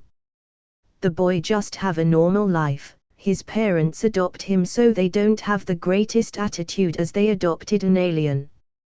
But the couple still tried their best to love the boy, but the boy is still young and cannot understands most of the things. The only thing he understands is he is different and no one can stop him from doing whatever he wants, even his parents. Until the situation reached to the point where he has decided to kill his parents so he can be all alone and no one is holding him back. A villain is born and he calls himself Brightburn. I think it is a good story. for me at least, because that boy almost have the same powers as mine. I also absorb sunlight, then release energy from my eyes. He control the gravity around him to move himself and fly, while I manipulate the energy inside me to control my body to fly. Almost the same, but he is naive and I am lazy. We chose different paths as he doesn't have a mentor while I have, like Steve, Sam and Natasha. The girls are also interested on the boy's story as it tell how a person who suddenly gets superpowers decide what to do with it. The ending is a little satisfactory. The Battle of Asgard should already be time. Hela will get stronger the longer she stay inside Asgard, and she will start Ragnarok. Should I warn Thor about Thanos? I suddenly thought. But he has to lose his hammer, get sent to Banner, recruit others to fight his sister who clearly is stronger than him. Thor is not the one to pay attention to things like warning. Thor has so much on his plate. Maybe my warning will distract him from his fight with Hela and failed to save Asgard people. That would be my fault. I still should let Doctor Strange warn Thor for me, and I ate breakfast in the morning and go to Doctor Strange to talk about Thanos coming to Earth to take Infinity Stones. On the way, I suddenly remembered the address of Sanctuary in New York. Shit, it's been so long, I can't even remember most of the things that happened from my previous life. Thinking while walking on the street, do I need to go to Hong Kong? I flew immediately to Hong Kong. The New York Sanctuary is hidden from normal people's eyes, and not many people knows that there are sorcerers protecting the world from the shadows. An hour later, I arrived in front of that sanctuary. My flight was getting faster even if I don't use my energy for flying, but I used a few wisp to make it faster. I knocked on the door but no one answered. I kept knocking 4 dozen of times and someone opened the door. It was a guy with clothes similar to other sorcerers but have different shade of colors. I asked to meet Doctor Strange and he asked me why. I said that I have something important to say to him and passed a message. The guy didn't believe me as I don't look trustworthy. Listen, I'm the guy who fought Caecilius in this place when Dark Dimension was descending, and just tell Doctor Strange I'm here because I don't know the address of New York Sanctuary. The guy remembered the incident and immediately responded by taking slight bow and used sling ring directly to New York Sanctuary where Doctor Strange is staying. I entered the portal and arrived at some hall with double stairs. Doctor Strange got down from second floor as he greeted my arrival. Doctor Strange, nice to meet you. I forgot to introduce myself when we met last time. By the way, you can call me Kane. Mr. Kane, I sincerely appreciate what you and your team did and brought me the precious time to deal with Dormammu's descent. What seems to brought you here? No worries, Doctor Strange. Fighting a bad guy that want to engulf the world in darkness is also our responsibility. I smiled slightly but didn't deny our contribution, but he still did the most crucial part to bargain with Dormammu. I'm thinking of what might happen in the near future. I'm willing to sit and have a tea. We teleported to a room with table and chairs. This seems where he talked with Thor in the movie. This tea is our precious item that we cultivated since the sanctuary was built. Doctor Strange poured a tea to the cup from the teapot. I sip the tea, but there seems to be something different than what Ancient One gave me last time, but no need to make it a deal. I'll just think it is Ancient One's personal tea collection. We started the talk by me pointing at his accessories that I of Agamotto have the time stone, right? Doctor Strange looked at me and the item and said this is the only artifact that can hold one of the Infinity Gem, Time Stone. That Time Stone is going to be taken by a mad titan if they know where it is. Someone out there is collecting those gems for his own purposes. I don't know how to explain how I know Thanos, but I don't care anymore. I don't want to be massacred. Do you know who is collecting this infinity stones and how did you know that? Do you have any evidence? Doctor Strange is not too suspicious but still want answers.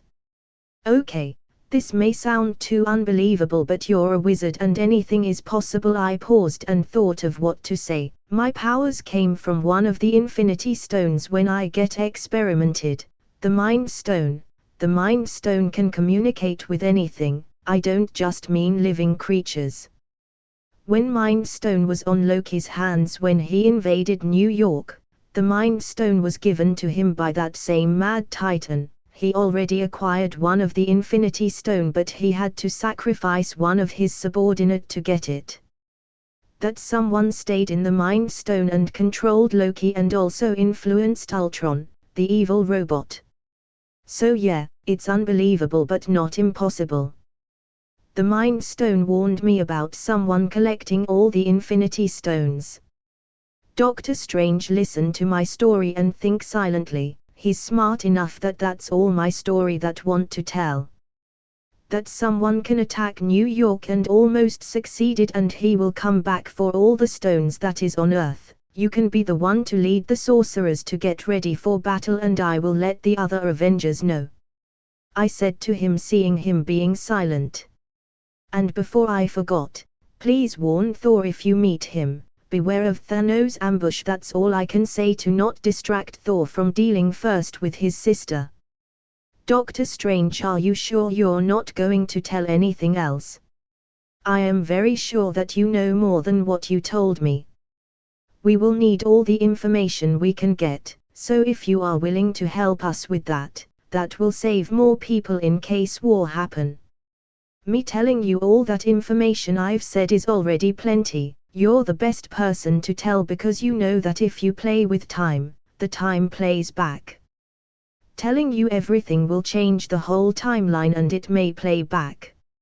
You know I don't want responsibility and I don't want that conscience of people dies because I didn't do anything while knowing what may happen. I didn't let him reply as I already walked out the door while speaking to him earlier on. Doctor Strange looked at my back and began to think what I said. He must get ready if something big is coming to Earth and the name Thanos who attacked New York will be on the top list of being a threat for the time being. I flew up to the highest I can get close to meditate. I need to get stronger in case I need to confront Thanos by myself. Thanos without Infinity Gauntlet is a threat to the galaxies with his strength alone and his space army along with his generals. If Thanos got the Power Stone and Reality Gem along with Soul Stone before he confronted Doctor Strange, Iron Man and Spider-Man along with the Guardians of the Galaxy, his threat can be minimized as long as he doesn't close his fist. I already warned Doctor Strange. Maybe they will win and survive with taking the stones. The only problem was I can't prevent Thanos from getting the Infinity Gems as I can't travel in space. Speaking of someone who can travel in space, Carol Danvers aka Captain Marvel. Nick Fury is the only one who can contact her but I don't know how to contact him and even with Coulson's help, the real Nick Fury may not be the one instead it is the Skrulls. Contacting a Skrull and saying that he needs to contact Captain Marvel, he might not be able to do that as only the real Nick Fury has the pager. Furthermore, the more chaotic the Earth is the easier for more Skrulls to infiltrate and cause a secret war. Skrulls are no powerful race in the universe. Their ability to change to someone else along with their copied abilities is a threat to any race. The Kree has to genetic engineer the humans to create Inhuman for them to fight Skrulls for them. I should still warn Nick Fury to call Captain Marvel if I met him and not the Skrull. Back to the present, the sunlight bathed me as I circulate the energy all throughout my body. I entered the overload state and continue practicing, absorbing and circulating then release through optic blast and aura extension. My clothes kept burning, even my underwear is turned into ashes. There is no fire, just pure energy from my body dancing around me.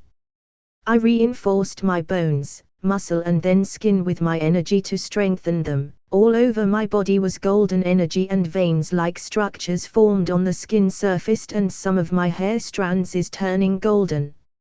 I can't observe myself, but I can feel my sanity is fading away slowly. I slowed down the absorption and my hairs came back to normal, but the vein-like structures on my skin is fading but slowly.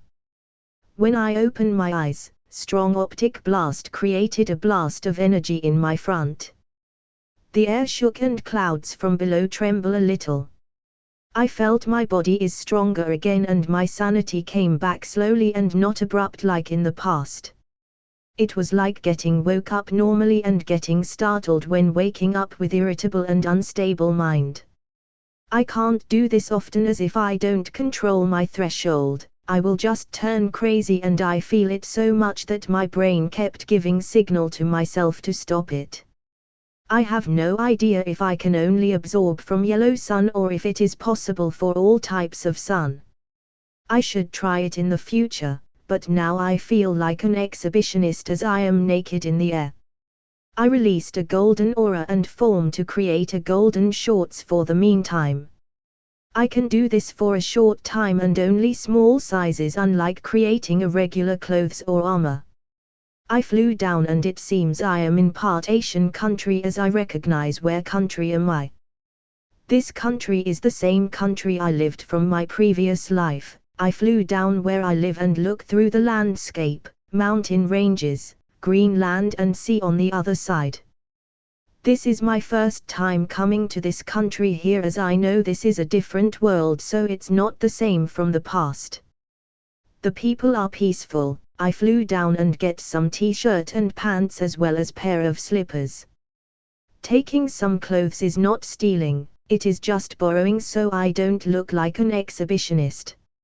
I flew again to the place where the house of people are far apart, unlike in cities. Most of the house are covered by trees, so if a helicopter came here, they won't notice that this town have tens of thousands of people living. It is very different. The house, the people and even names of the towns are different. I thought I would find a family similar to mine from the previous world, but I seem to be on the process of being disappointed. I flew again while looking down, still hoping to find some similarities, but there are really only few similarities, but not the one I'm looking for. I fly slowly to American continent and have a monologue on my mind to pass the time. Keeper was with Krista along with newly upgraded Raven the drone. Their task was to help Krista with her needs and assist her on everything she needed. Should I get Eternal's help?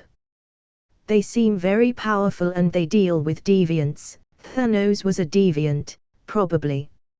Still, they have Celestials as their master, so that Celestial may prevent them to interfering to the world's problem, as a new Celestial is about to be born in few years, so the Celestials don't really care if half the world's population is wiped out as long as the new Celestial is born. When the Celestial is born with the Earth's energy, the world will be destroyed and everything living in it will die. I suddenly remembered, Arisham, the judge will judge Cersei and the others, and the world and Gaia will negotiate for 11, 12, or 13. Special human sacrifice to appease the Celestial. Will I get chosen? My existence seems very special in this world.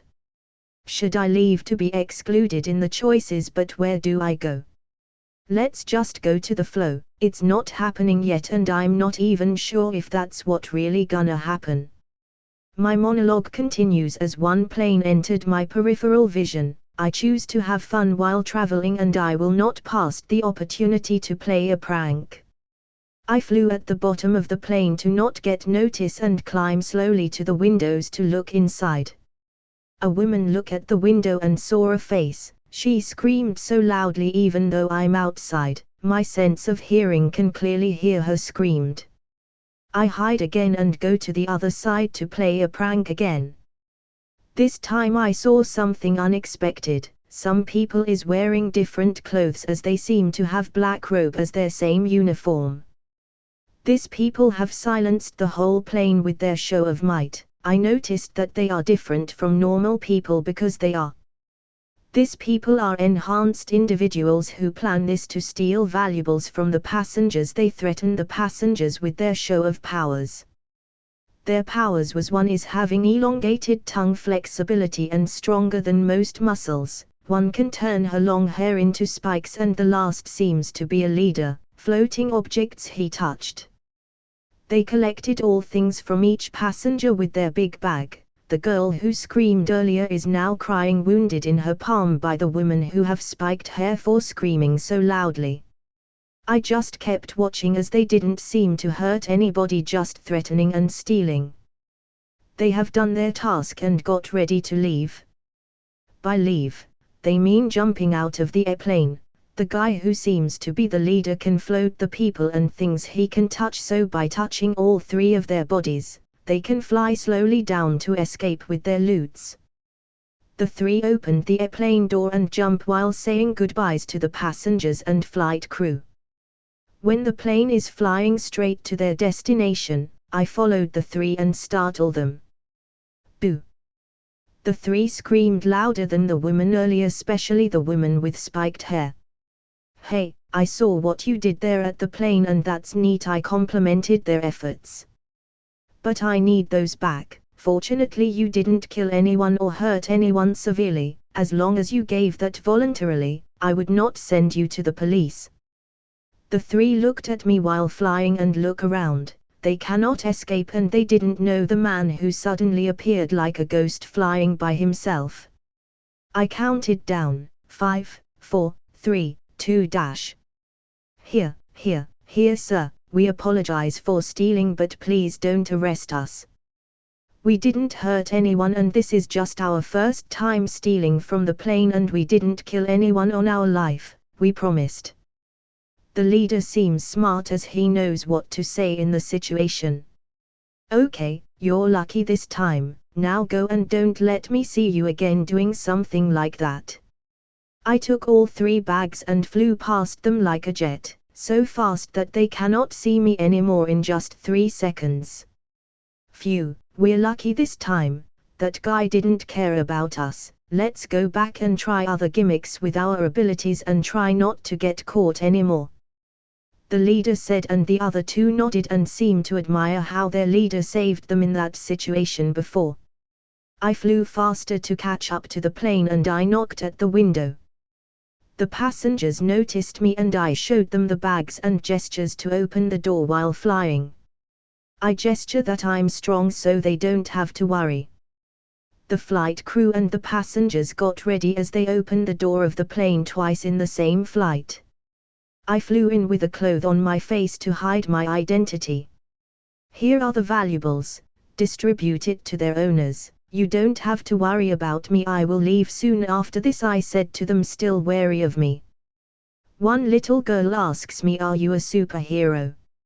Another little boy asks, yeah, like the Avengers. Hello little girl, I'm not a hero because I'm just a normal guy who gained superpowers because bad guys did something to my body, but I am not a villain as you can see. I help you deal with those three robbers. I smiled at the little cute girl as I explained slowly. I looked at the little boy and said, I know the Avenger, I even joined them on missions fighting bad guys. So I'll leave now, goodbye everyone and have a safe flight. This is a great experience so you can brag about your friends and families about what happened of your flight. I've said my goodbyes and turned around getting ready to open the hatch. One flight attendant took the opportunity to ask, what is your name? I looked at her, she looked stunning, her beautiful face along with dress hugging her body. I should take this opportunity, like I said to the little girl, I am not a hero or a villain so I need a little compensation. I walked to her face, my back is showed to the passengers and her back is stick to a wall. I looked into her eyes with my amber eyes that looked naturally cold. My real name is a secret but the bad guys called me Cold Amber. I stared at her eyes and showed her the reason for the name. I took off the cloth off my face and kissed her plump lips. I backed off and opened the hatch while she get ready. I flew out and helped her close the hatch. Then I flew back home with normal speed. This small episode is very normal day, and that kiss was a good remembrance for ending my day of visiting my supposedly home. I have arrived at home. The building had been named to Krista and mine's name to show that this building is our property. There are 5 rooms each floor, and it is wide enough for a whole family to stay in one room. There are 12 floors and the rooftop is a private. It is for our personal use, so I landed there and took a shower, then changed clothes. I walked to the private elevator that is sole purpose for our family, and it automatically go down to our floor. The elevator has our own face scanned and voice activation by Stark Tech Company to prevent others from using it. The elevator is different from the one used by others. I walked out the elevator and opened the door that also automatically opened. There were no people yet as Krista and Aunt Helen are working, but they will soon come home. The days will be spent on home to stay with Krista and spend time with her, as I am away for most of the months. I'm not expert in relationships, but I am aware that giving attention and spending time with your partner is a sign to have a healthy relationship. The week gave us time to do what we want. We travel, we ate every food we want, we shop to different markets, and we even flew to other country together. Krista seems experimenting on something as she is using the lab from time to time. Her body is also different from normal since her stamina can match our activity during the night. The first thing she tried to test was her blood, and it showed result that it is normal. Well, science is a topic of patience. Experimenting and failing is normal, so continue with trial and error until a full examination is done. I also participated on her study and provided her with my blood and skin. Maybe she can make potion that is similar to my ability. Well, it will take a long time and a lots of trial and error, but she had an unlimited samples from me. Money is not a problem for her equipment. She had a job and I can just take some money from my storage and provide her with what she needs. We spent most of our time in the building instead of traveling all the time, as Aunt Helen is here to cook for us and she won't have to worry about something going wrong inside the laboratory as I am here. The vacation was as Dr. Strange contacted me and he said that Thor came to him to ask for his father Odin, here on Earth. I moved immediately to Norway, as this is where they will find Odin and where their siblings have a confrontation. I'm trying to see if I can make it to Thor to warn him myself, but I'm also afraid of Hela. Her pride as a god will either make me submit to her or kill me directly. I used my fastest speed but still didn't to the location on time, as on my vision, I saw the beam that's supposed to be the Rainbow Bridge.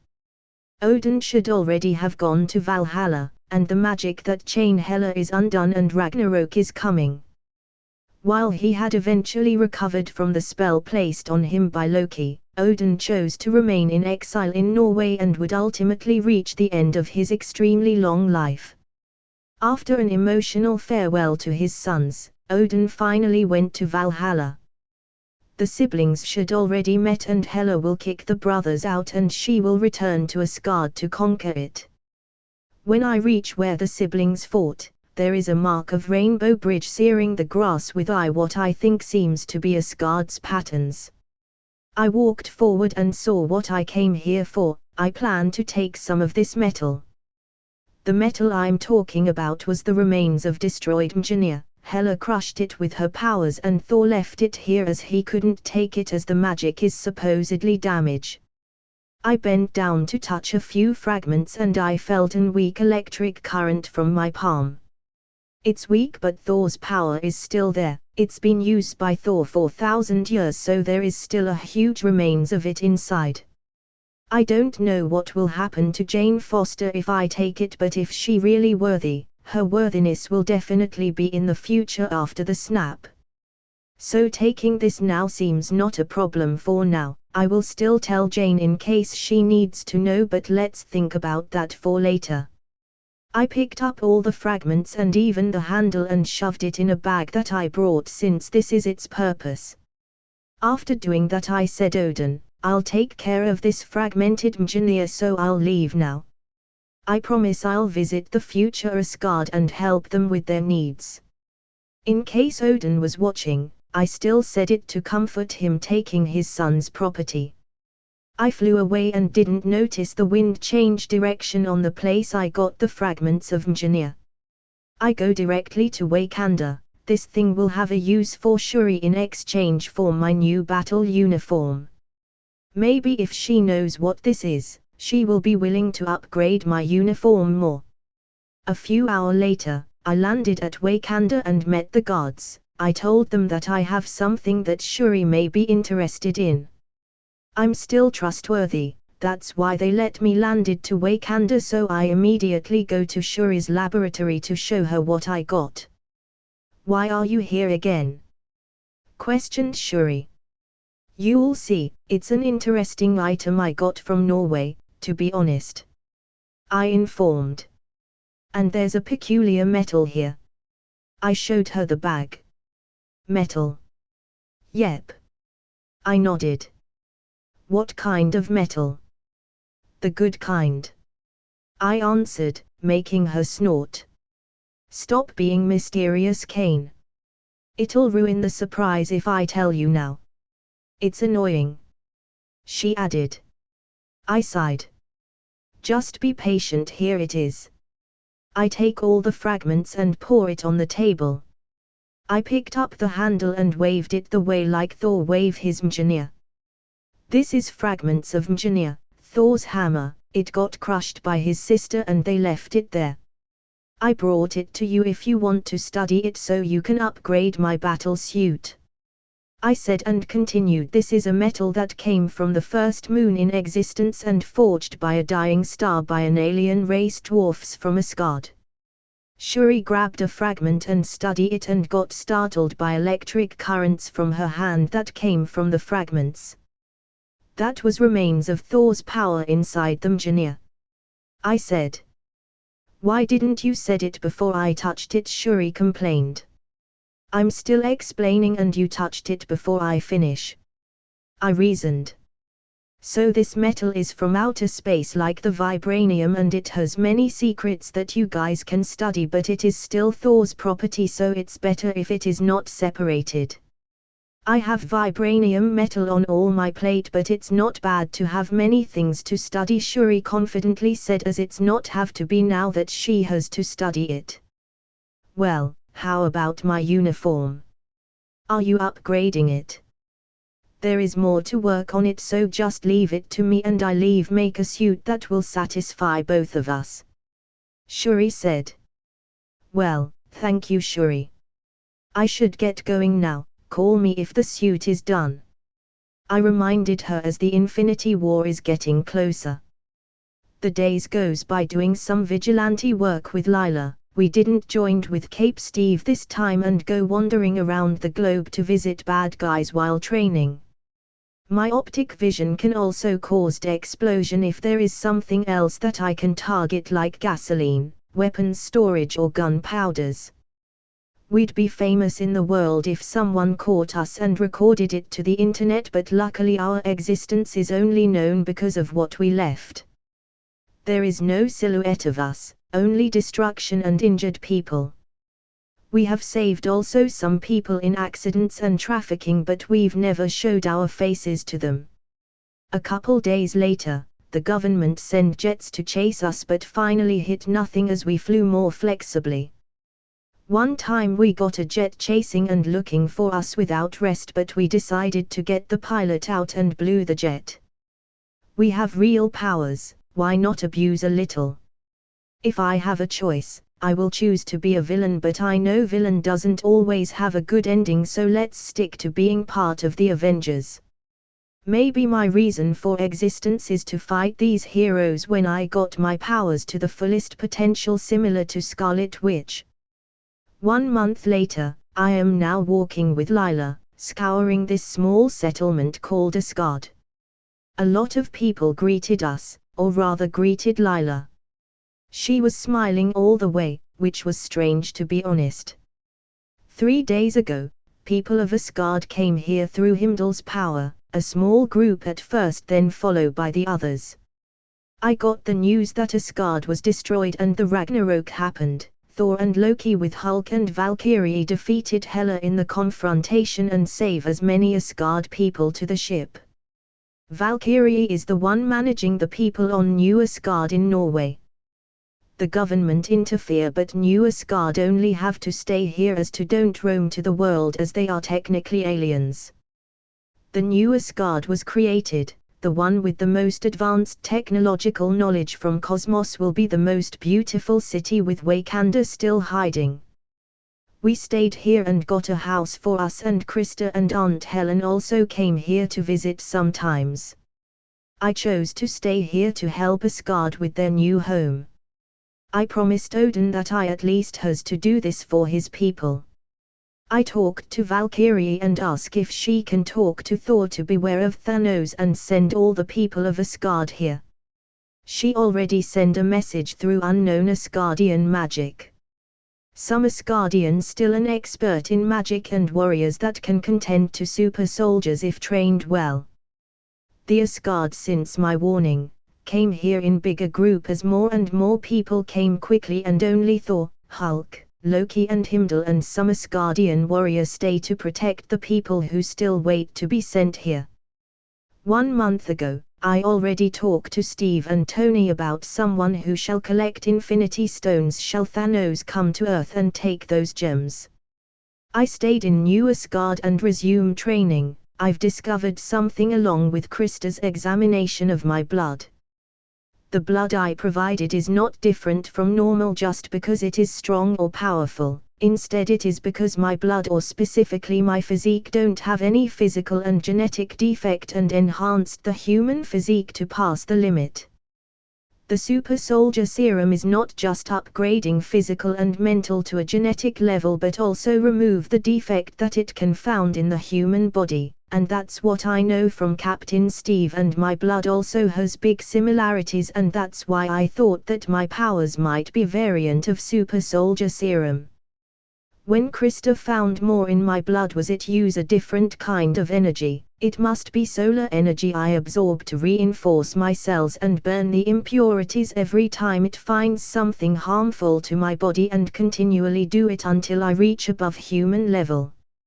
I have no idea yet what my limit is, but since knowing that, I started absorbing solar energy and continually destroyed my body and then heal it again. The exhaustion is too much for my mind, as it is on the verge of being crazy a few times. We've been waiting for more Asgardian, but then suddenly the last batch who came was injured and blooded. Valkyrie, how come you're like this?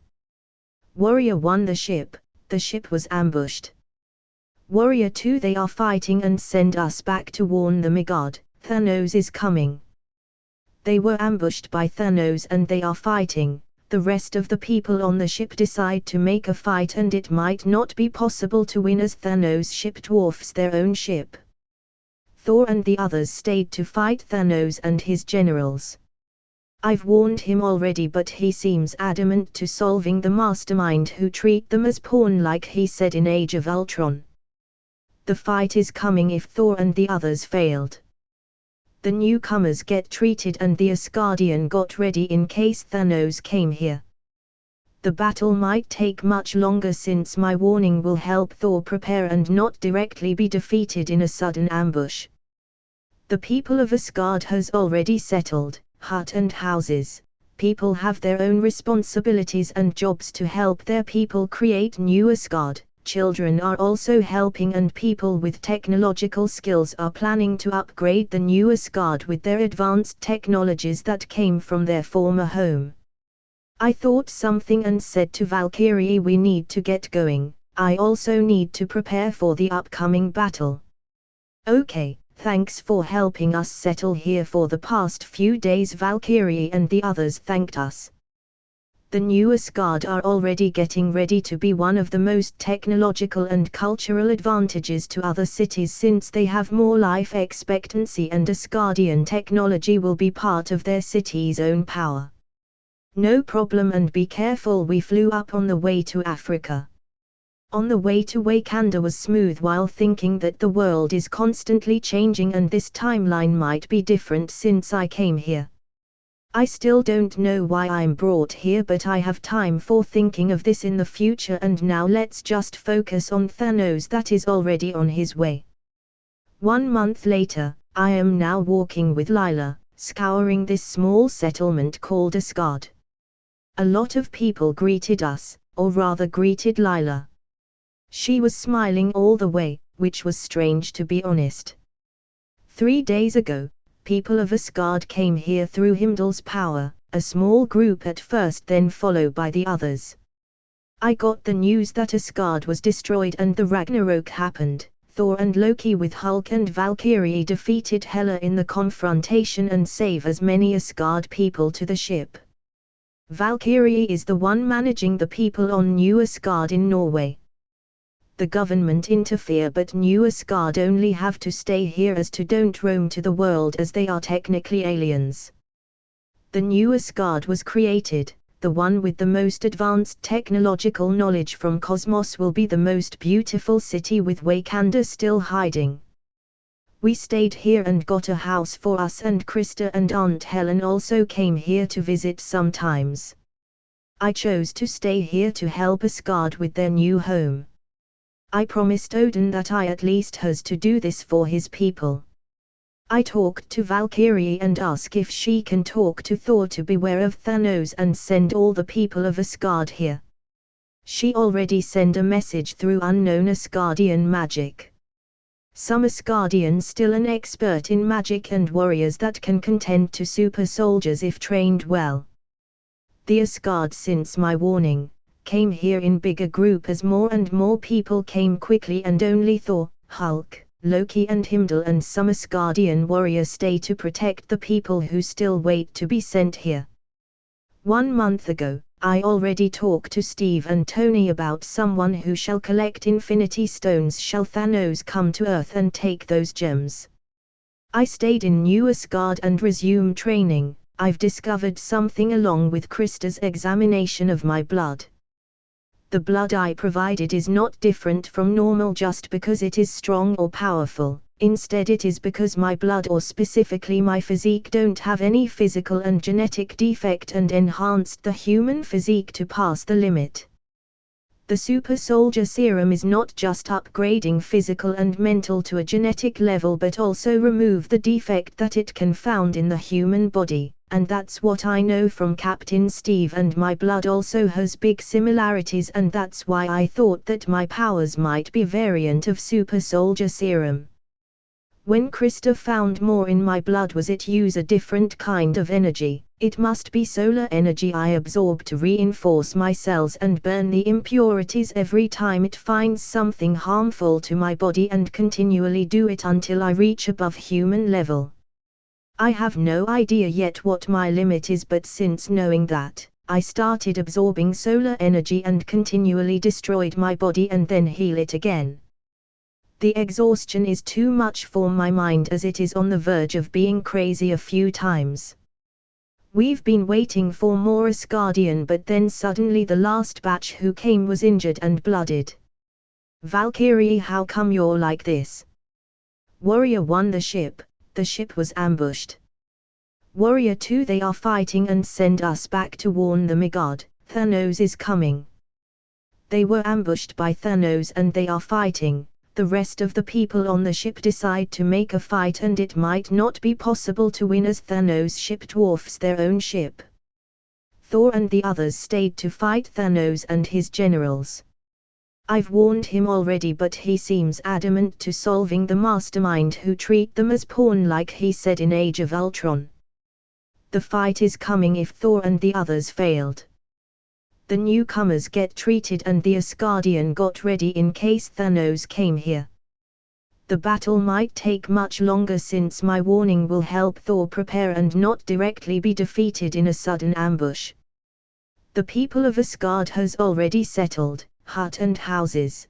People have their own responsibilities and jobs to help their people create New Asgard. children are also helping, and people with technological skills are planning to upgrade the new Asgard with their advanced technologies that came from their former home.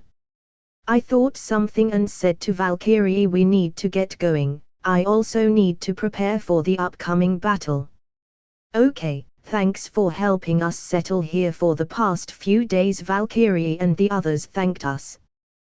The new Asgard are already getting ready to be one of the most technological and cultural advantages to other cities, since they have more life expectancy, and Asgardian technology will be part of their city's own power. No problem, and be careful. We flew up on the way to Africa. On the way to Wakanda was smooth, while thinking that the world is constantly changing and this timeline might be different since I came here. I still don't know why I'm brought here, but I have time for thinking of this in the future, and now let's just focus on Thanos that is already on his way. We flew faster and called the others. Captain Steve, get ready, the Mad Titan is already on his way with his army. I dialed Tony's number. Tony, get ready, Mad Titan is already on its way. I don't know what will happen, as I gave them warning about Thanos. Will they get prepared, or will they see each other again and fight together?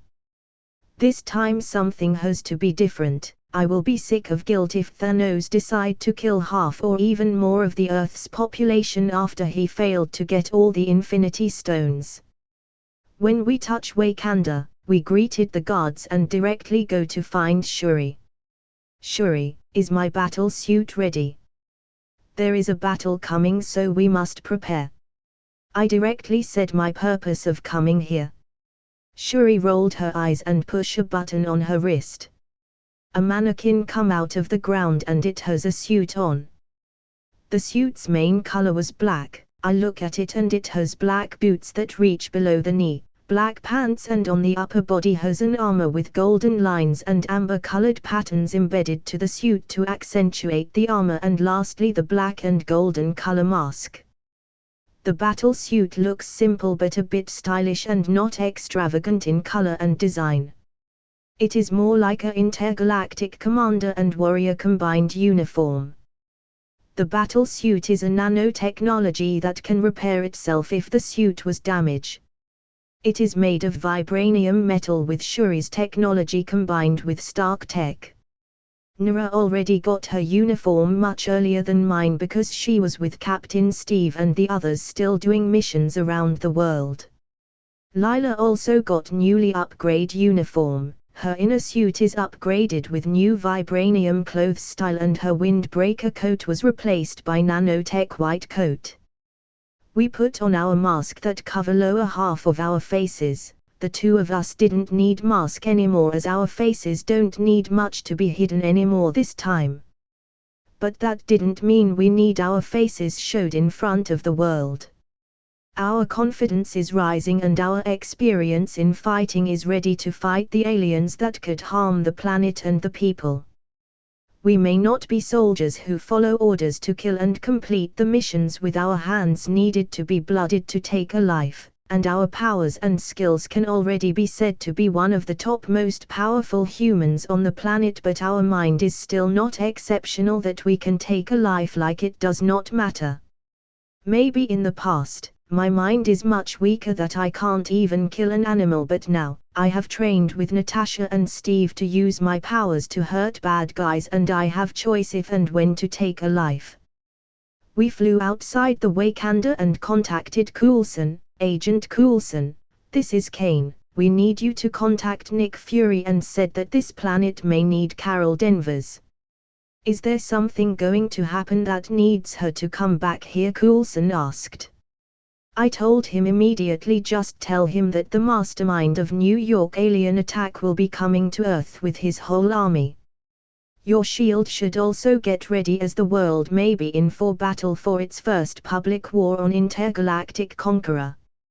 I hung up on him after telling him the message, as I don't find comfortable making strategies and plans, as I don't want to take responsibility whether it's good or bad. We are currently on top of clouds. The sun was shining on our face as we travel.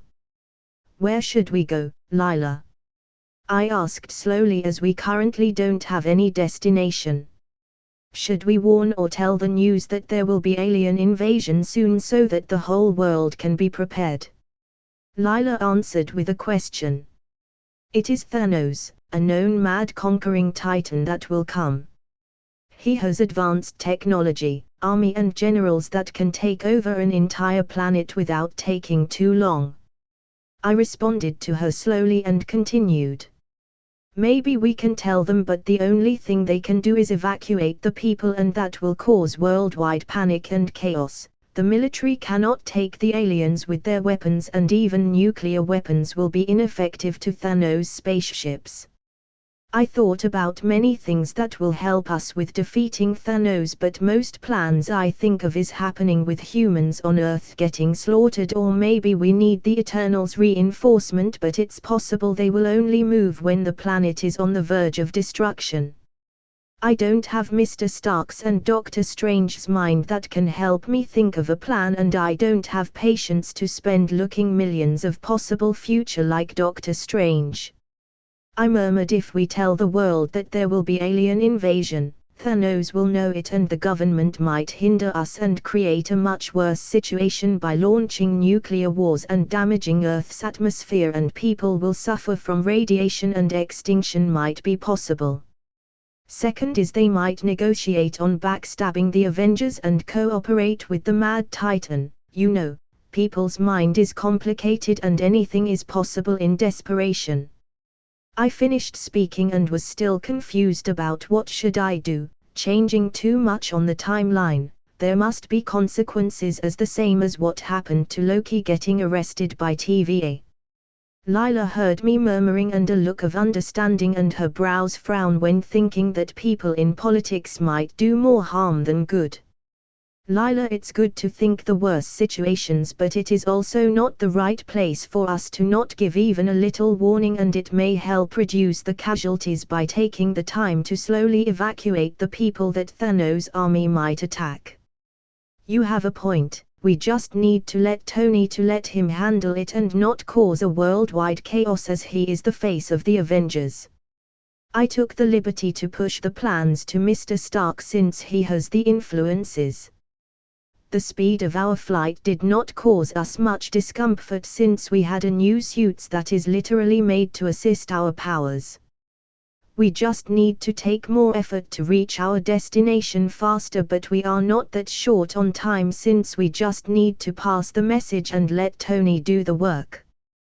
The sun is setting, and when the last light of the sun is gone, we just touch the top of the landing area where Tony landed with his armor.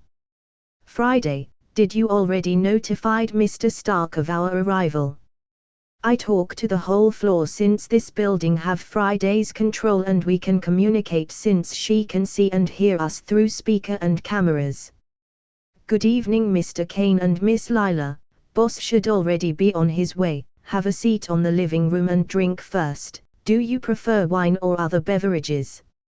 Friday is still respectful, even though her voice sounds like a real voice instead of a normal AI. Just call us Kane and Lila, and we prefer any beverages, thanks Friday. I responded to Friday while opening the TV and taking a seat on the sofa.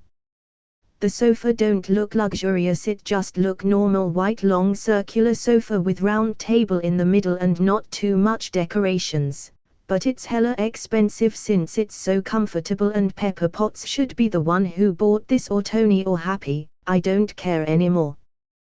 We watch news and drink beverages with some snacks while waiting for Tony. It did not take too long for Tony to come with his new Mark L armor. The armor looks so sleek and its nanotechnology is so advanced it can even make any weapons that Tony think of and programmed instantaneously.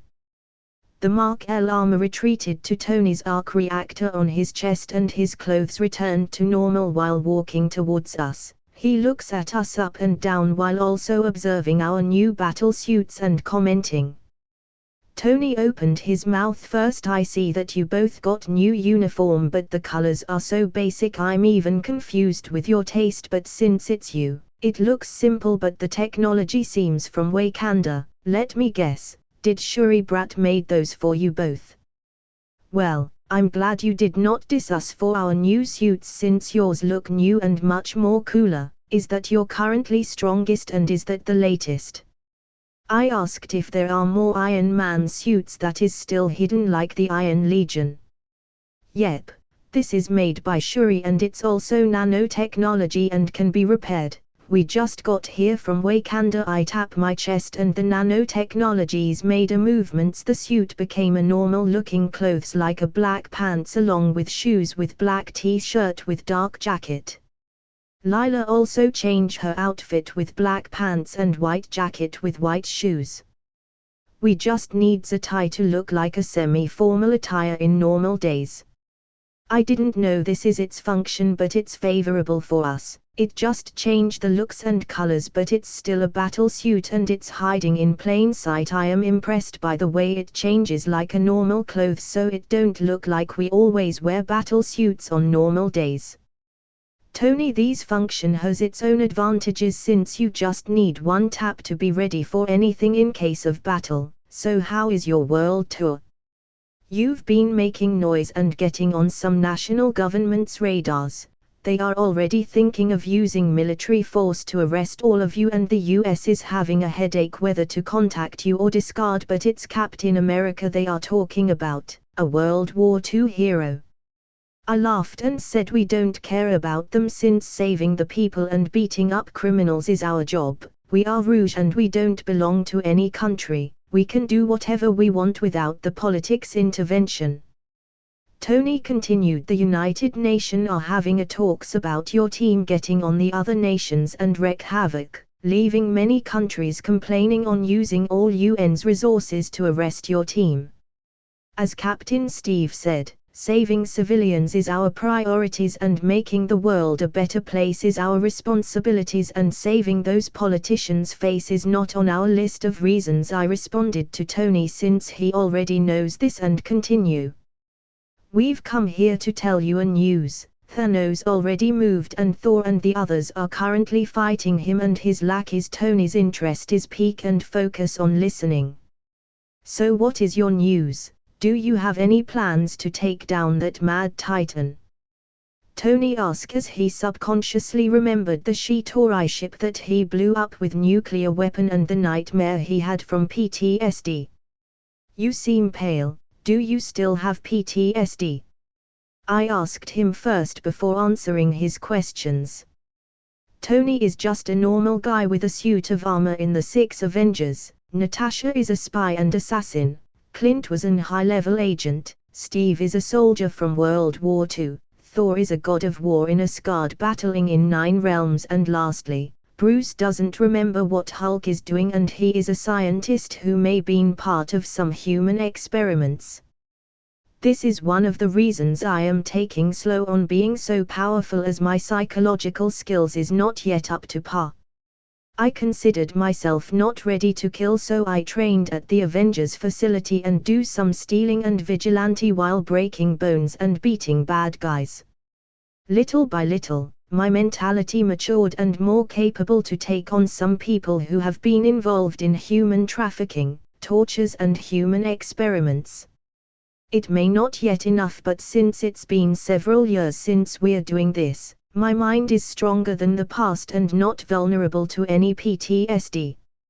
Unlike Tony, who may have killed many terrorists and criminals but the battle in New York gave him trauma and visions that it is his fault if he chooses his life over the world. But before he unleashed the nuke to destroy Loki's Shitori invasion fleet, Mr. Stark was struck with fear at the overwhelming size and scope of the alien invasion force. And Tony assumed he was going to die. He had made the decision to sacrifice himself and Stark was shocked that he miraculously survived. Tony sat on the sofa and Lila handed him some water. Tony thanked her before continuing, like I ask, is there something on your mind that can help us defend that planet from another invasion? Well, I don't, we're just here to tell you to tell the whole world to evacuate slowly, as we don't know where and when his army might attack, so slowly telling them news might reduce some panic and chaos instead of just suddenly an alien invasion coming on top of their head and create much worse situations. I told our purpose for coming and continued. You know, some cult or whatever might choose to create mass suicide because of their religious beliefs or some prophecy. You should know some people can cause unthinkable decisions in desperation. Tony listened intently while having his own mind working for any possible way a plan like worldwide evacuation similar to nuclear war happening. Tony's gaze made us think that he already realized how serious the whole situation was. Friday, you heard everything Kane said. Create a plan to make this possible in a fastest and efficient ways. Yes, boss. Do we need to inform the media a little about some aliens in case for people who have not seen it? New York battle may be a lie to some people who have not seen it personally, and many other things that involves extraterrestrial evidence are confidential, so some people still don't believe that there are aliens among this planet. Yes, send some footage and evidence that there are extraterrestrial life out there so they might get some messages to get ready. Send to many other news companies in case government interference. Tony plan create a seed of caution to people in the world and to slowly germinate it and proceed to next plan of evacuation and getting ready and reduce casualties of Thanos' fleet of alien army invasions. Lila asked some crucial questions while Friday and Tony is discussing plans after plans and strategies of sending military and Iron Legions to some areas. Do the Avengers needed to be assembled again? Hearing Lila blurting out the question, the juice that I was drinking stained the table in front of me. I tried hard not to mention it to Tony when we were talking, as only the original 6 Avengers have the right to talk about it, especially Tony. As long as Tony doesn't mention the Avengers of Captain Steve, I will never interfere with their decision, but now Lila mentioned it, Tony might have some ideas. Lila, you can't mention it yet, let Tony and the others have a break first. They've been saving the world as Team Avengers, so a few years of rest is a little compensation. I first talked to Lila, but my words are meant to Tony's ears and let him have an idea that Avengers can still be formed as long as they finish calming their hearts and minds. Tony, you should know, Thor is currently fighting Thanos and the new Asgard is staying on Norway. You can help them if you have time, and I also got the news that Hulk met with Thor. Having connections to new Asgardian may help the world to have a new guardians from extraterrestrial life, since they've been our protectors since ancient times. I slowly changed the subject so Lila will forget asking another questions about Avengers Assembly. Tony didn't say a word as he just looked at his chest, the arc reactor and the new Mark L. His thoughts are unknown, but as long as he can think about talking to Cap on Avengers, it's worth it for a little push. Tony looked both of us and laid his opinions. You all have worst reputations to the United Nations, and your images appearing in public may cause more harm, as what you all have done can be wrongly interpreted by the media controlled by governments as interfering and causing chaos as well as invasions. Forming Avengers with bad reputations will do little help as long as people believe that they don't need the Avengers as the Earth's protector. I nodded at Tony's words and then replied, you may be right, but do we need to wait people get killed before the governments ask for out help, or we just need to fight in the dark while we are doing now? Some politicians or even Hydra may use alien armies to get rid of us, like New York battle. Lila heard what I said. Do we need to solve them first? Our images is bad as it is. We may as well create a coup d'etat and let those helpful to us lead the nation. Hey Lila, you sound like terrorist. We don't need to do that. That's not our responsibility. That's why we came to Tony to let him think about this. When we finished speaking, Tony and Friday already resumed discussion about strategies. We got up and told Tony, Mr. Stark, we shall go now, you can contact us if there is something else, goodbye and good night. Lila also said her farewell and we flew into the dark night. We left so Tony can focus and we don't want to be there anymore so we can go home. We flew to our building, got on the rooftop where there is lights as we saw Aunt Helen swimming in the pool. I carried Lila on her waist so we can land slowly without alerting Aunt Helen. As we land, we directly go to a room to change clothes so we can also relax to swimming with Aunt Helen. Taking off my battle uniform and changing to a simple shorts, I showered my body to clean dust and dirts from my skin and proceeded to walk to the pool. I am with Lila who changed to her bikini, and also wet like me to get ready to swim. Aunt Helen already noticed us walking towards her and smiled. "Oh, you two just came here. How about Krista? She's been spending her time in laboratory and didn't take my offer to swim here." Aunt Helen spoke straightforwardly as she's right that Krista have been analyzing and studying my blood and also some other things so Aunt Helen is currently swimming by herself. "Don't worry, Aunt Helen, we are here to accompany you tonight." Lila and Aunt Helen are closer and closer over time since they also spend time together cooking and other times in shopping with Krista. "I will just stay here and relax, you can enjoy swimming." I sat to the side of the pool where the water just reached my neck when sitting.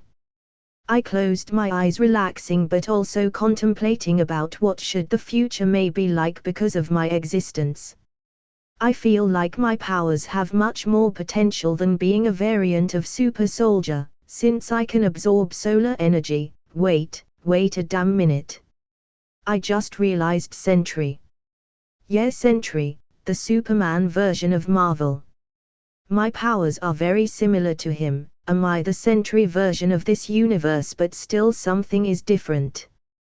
Sentry got his powers from super soldier serum from an unknown scientist while he is a drug addict and chose to be a superhero. He is much stronger than I am and he has an evil version of him that can be considered as a weakness and a villa of his own. I also have overloaded state and got crazy when absorbing too much. Sentry also absorbs sunlight but I've never tried if only from yellow sun can I absorb energy from.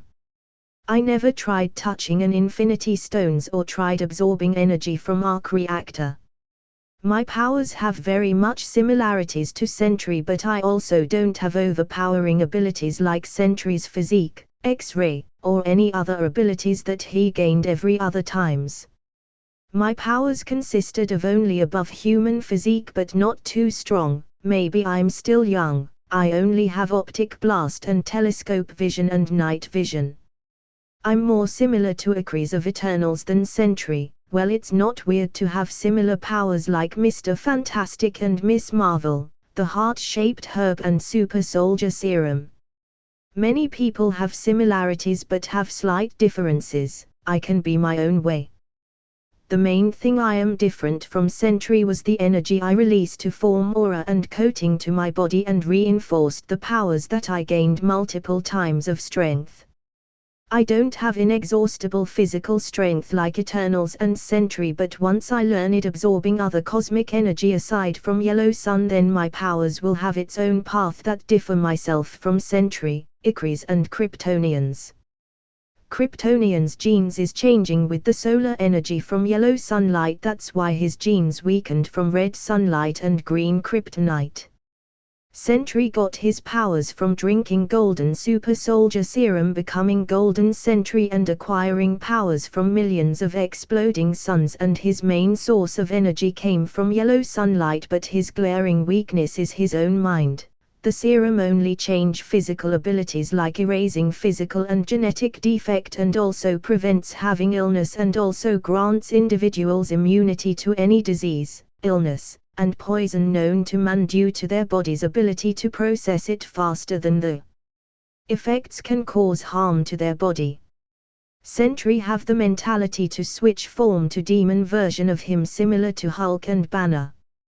While Ikaris, the Eternals are technically advanced engineered with cosmic powers by the Celestials. They are programmed similar to Android. They absorb cosmic energy to perform cosmic magics and use it individually to fight in battling deviants. He absorbed cosmic energy instead of solar-based, and his physique is engineered to be superhuman with no chance to be stronger than it is. With those three as my inspiration, I have a path. If there is something that I can do that they cannot, is using solar energy to reinforce myself while continuously absorbing solar energy. The more I absorb solar energy, manipulating these powers is a matter of time and training. That's it, guys. Hope you like the video. Like, share and subscribe the channel. Also make sure to tell me your recommendation in the comment section down below. Thanks for watching.